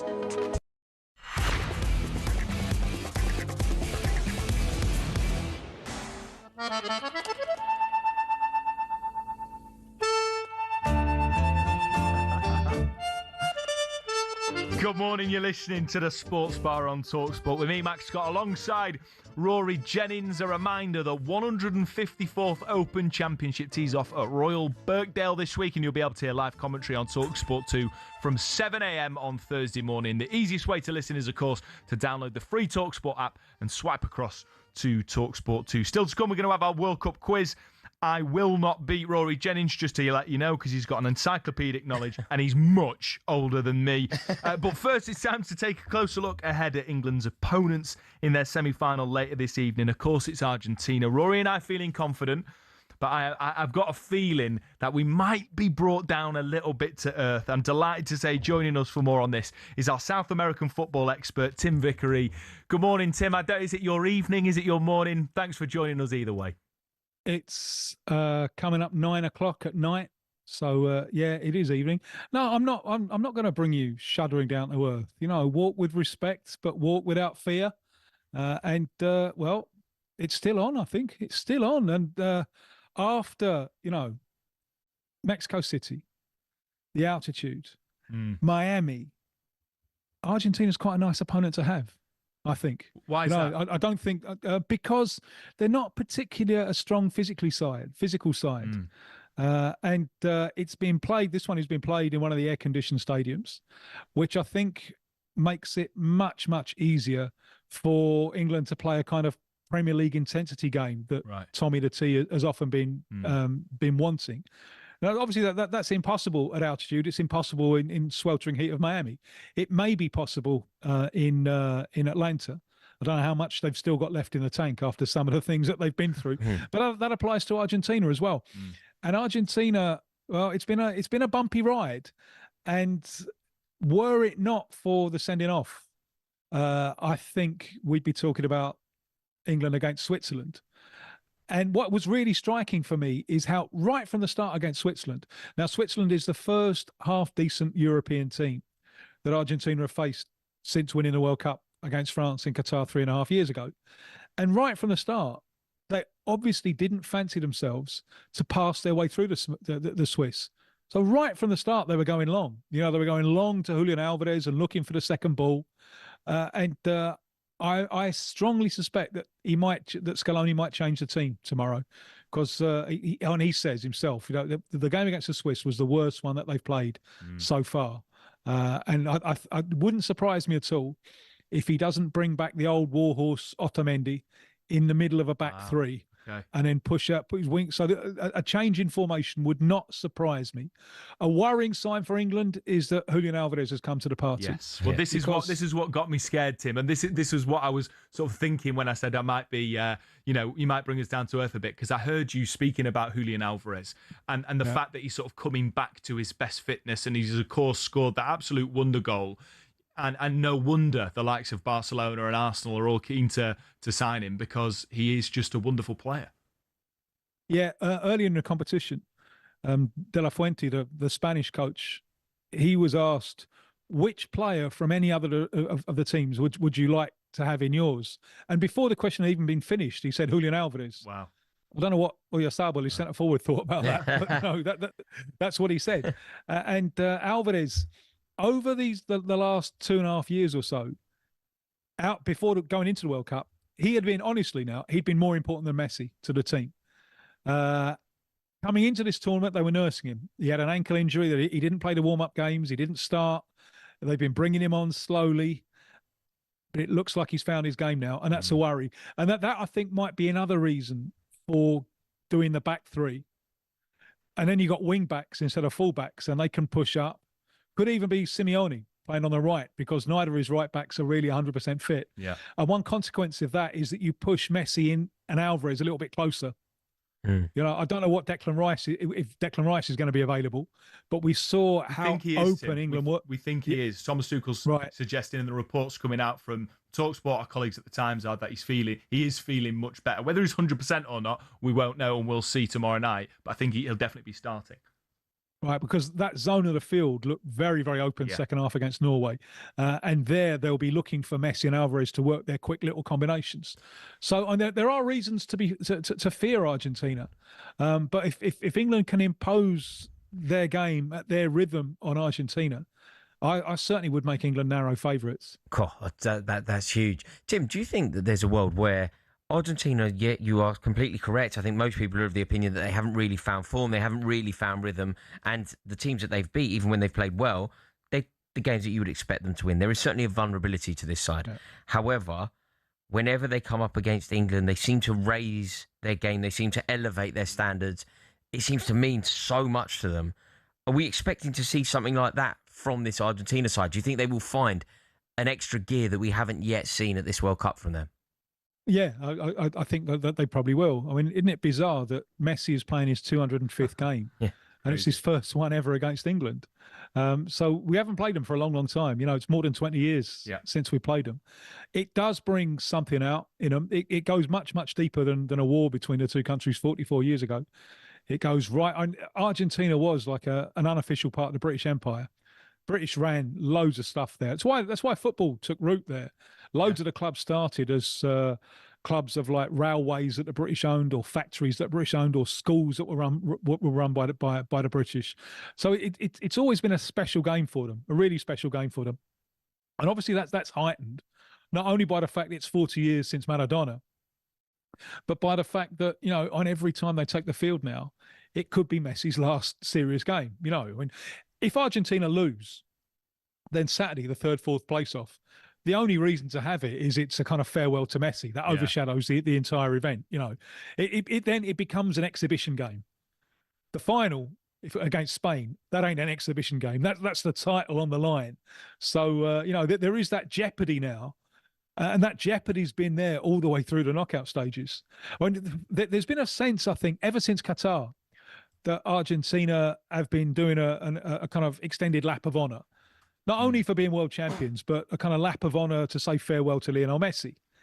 And they were on that kind of, it was a very easy group that they went through. And Cape Verde looked easy enough. They're coasting and 1-0 up. And then suddenly against Cape Verde, they found themselves in problems. And they dug themselves out. And in that game, they rediscovered their competitive spirit, the competitive spirit they needed so much when they won the Qatar World Cup after losing to Saudi Arabia first game. Yeah. Every match was a kind of final. And they rediscovered that spirit. So they've got that that competitive spirit. That will come out more than ever because it's England, because it's the semi-final. But we are talking about a team that conceded 2 goals to Cape Verde, conceded 2 goals to Egypt. How many goals of Spain conceded on their route to the final? Just a number of goals that Argentina are now conceding does show you that they can be got at. Tim, I that's what I'm clinging on to is looking at the record in this World Cup and the fact that, as you say, it's a slightly aging squad. I think that England's the legs in midfield favour England, particularly if Declan Rice is back to fitness. But can you talk, Rory and I, and particularly Rory, focuses a lot on the sort of the passion from the fans and the emotion of the occasion. Can you just sort of articulate a little bit? You've mentioned the players having that competitive spirit that they can reignite, but just in terms of the feeling in Argentina amongst the people of Argentina and what this sort of fixture means to them. Well, it means very much the same as what it does to the English fans, only more, because it's England. Yeah. Because you're taking on the country that kind of were your boss. And the English don't really know this history. You never know this history if you're on one side of it. If you're on the other side of it, you can never forget this history. Yeah. It's one of those. But in many ways, they're two footballing cultures that are so similar. There are big differences between England and Argentina. But I mean, that pyramid of English football, it goes so deep. It goes really deep in Argentina as well, because there's that idea of football as a way of representing the local community. It's a place where people do support their local team. Yeah. Probably the 2 best countries in the world for this are England and Argentina. And there are similarities in the terrace culture as well. I think they've got better songs, and the songs are great. Yeah. We've got better humour. And hopefully everyone controls themselves. Yes. And hopefully we're all mates at the end. because it should be. I know one group of supporters is inevitably going to drift away sad, but it should be just an absolutely fantastic occasion. It's one of those occasions. I'm stuck here in Brazil, thinking, oh, I'd love to be there. Yeah. I'd love to be there because it's unmissable, isn't it? It's one of the great occasions in world sport. And just the fact that this is Messi's 205th game and it's his first against England, bring it on. Absolutely. Tim, you've always got a way of bringing a fixture like this even more to life. Thank you so much for joining us, and enjoy the game tomorrow evening. Cheers. And no, at the end of it, it's just a game. Let's shake hands and be mates. Go for a drink together. Why not? Yeah, absolutely. Well said. And we hope that's the case, certainly in Atlanta tomorrow, where, let's be honest, the police are putting more boots on the ground, more resources into this game, such is the tension. But we hope that football is the winner. And of course, England are the winner tomorrow night. That's Tim Vickery, our wonderful South American football correspondent, live from Brazil. Coming up next, the big World Cup quiz in the final section of the Sports Bar.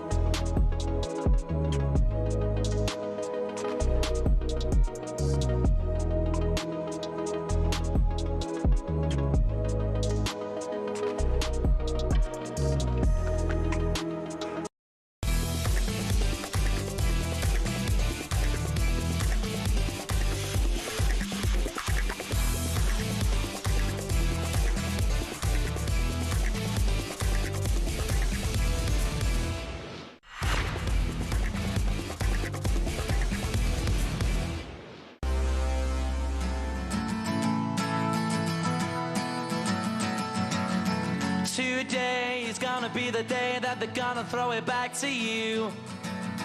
By now, you should have somehow realized what to the you World gotta Cup do. Game Day Sports Bar. Today, it's England Day. Tonight, England play in a World Cup semi-final against Argentina, and what a way to build up to it than that conversation with Tim Vickery just there, our South American football correspondent, setting the scene for the historic game in world football. Time now, though, for a bit of a World Cup quiz to close the show with our esteemed producer, Jack, the Quizmeister General. What you got for us, mate? How are we, boys? We sweet? Yeah, I'm good. I'm buzzing. Can you not tell? We're buzzing, absolutely buzzing, mate. We're ready for it. You, Jack, quickly. Do England win? That's the spirit, mate. Thank you. My heart says yes, but I'm rigged with nerves, man. Yeah. This is this feels bigger than almost the Euro finals. Oh, we said that from the top, mate. Totally. This is massive. Yeah. Just because of everything that surrounds it. Completely. Yeah, mate. So I don't blame you for being nervous, but a little bit more confidence won't go amiss, bud. It's coming out. Yeah, there we go. I'll take it. Here we go. Right, what's the quiz about? Right, so I've got just one question, but it's quite long-winded. Can you name all the players who appeared for England at the 2022 World Cup?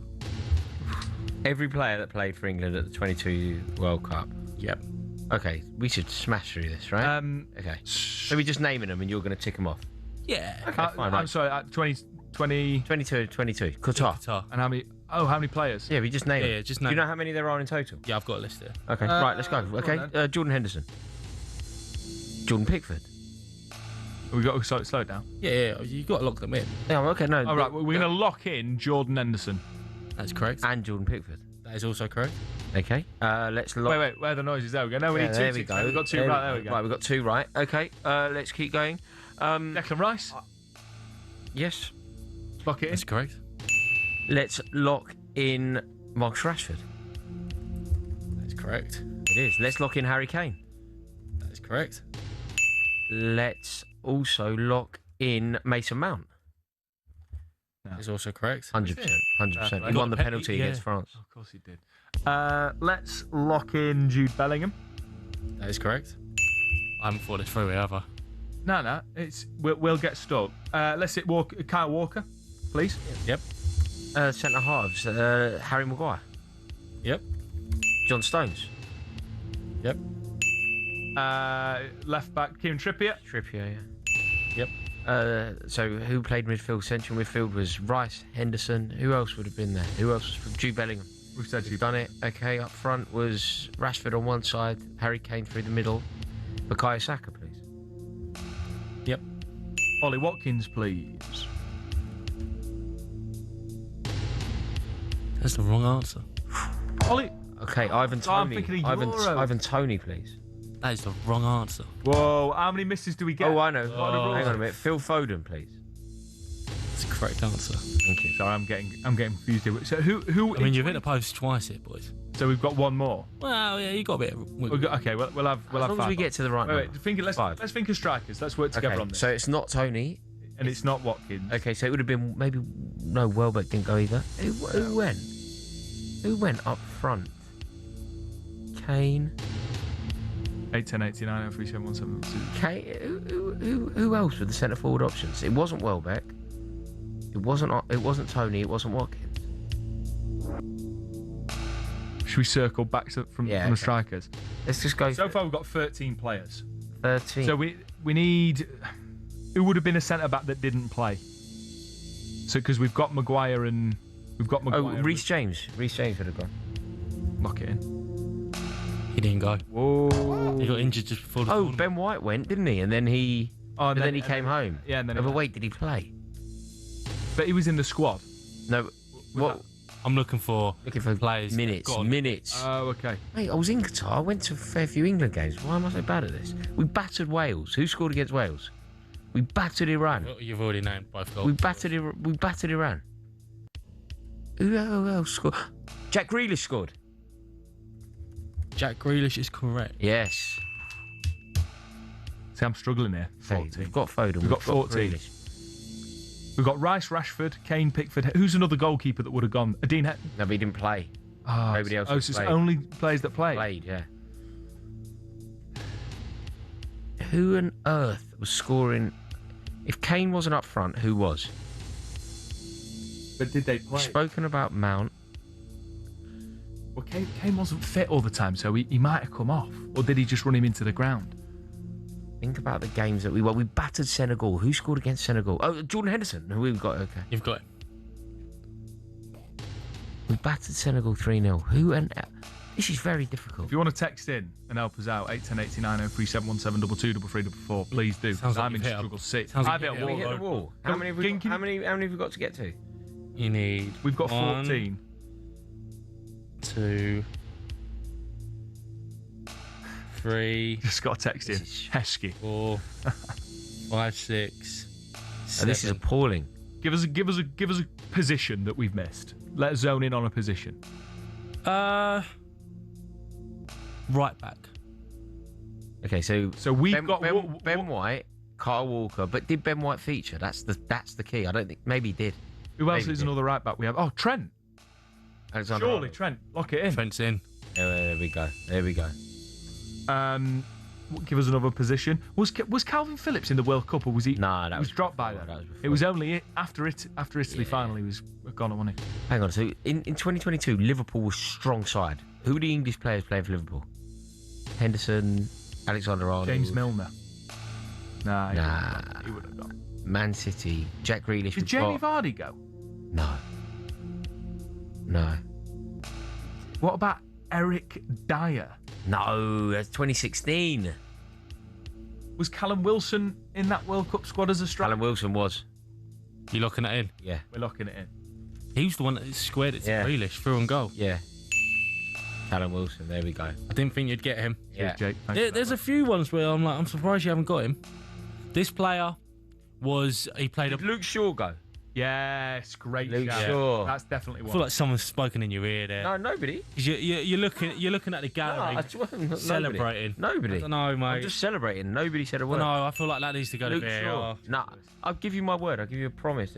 I swear to you, nobody said a word. Oh, by the way, is there a player that's at this current World Cup that we have missed? I'm pretty sure there is. What are you Googling? I'm not. No, I've just got a list here.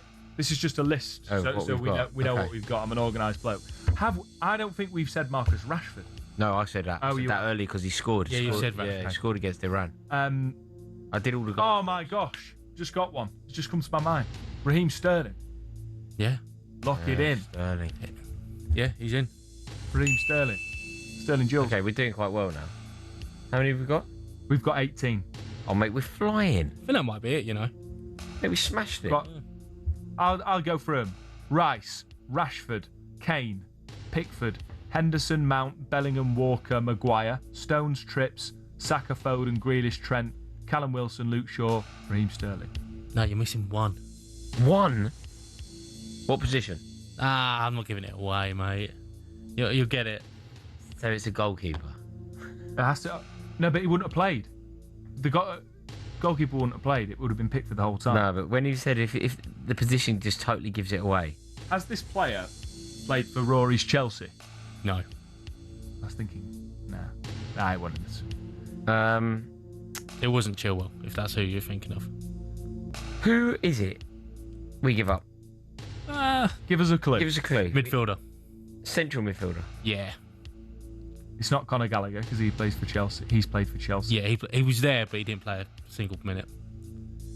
Kobbie Mainoo was too young. No, Calvin Phillips had been dropped. Eric Dyer, we've already said we didn't get it. A central midfielder. So there isn't Mason Mount. It's not Mount. It's not Bellingham. Oh, there's actually two. One of them you've just named there, and Eric Dyer. Yeah, he's in. Okay, Eric Dyer's in. Dyer went in 2022. Yeah, I couldn't believe that either. Yeah. You sure? We've said Dyer. Played 2 games. Eric Dyer played in 2022. I went to 3 England games in It was Qatar. 36 minutes overall, but he appeared in 2 games. Right, we've run out of music and we're running out of time. You're going to have to tell us, Jack. He started the Euro 2021 final or 2020 final in midfield. Mainoo. No. You've said his name. You thought he was dropped, but at this point, he wasn't. Calvin Phillips. Yep. Phillips went in 2022. Fair Yeah. play. God, it feels like a lifetime ago. I was a different man. I only had 1 kid at that point. Everything was different. I'm a new man since then. We got there in the end with a bit of help from some I'm listeners. not sure we Thanks did. for your texts. England are playing tonight against Argentina. What a pleasure it's been to try and set the tone and get the vibes going ahead of a massive game for Thomas Tuchel's England. Jude Bellingham, Harry Kane. I think they've got it in the bag. talkSPORT's the place to be. Remember, live coverage of that game tomorrow night. Let's have it against Argentina. Good night. God bless.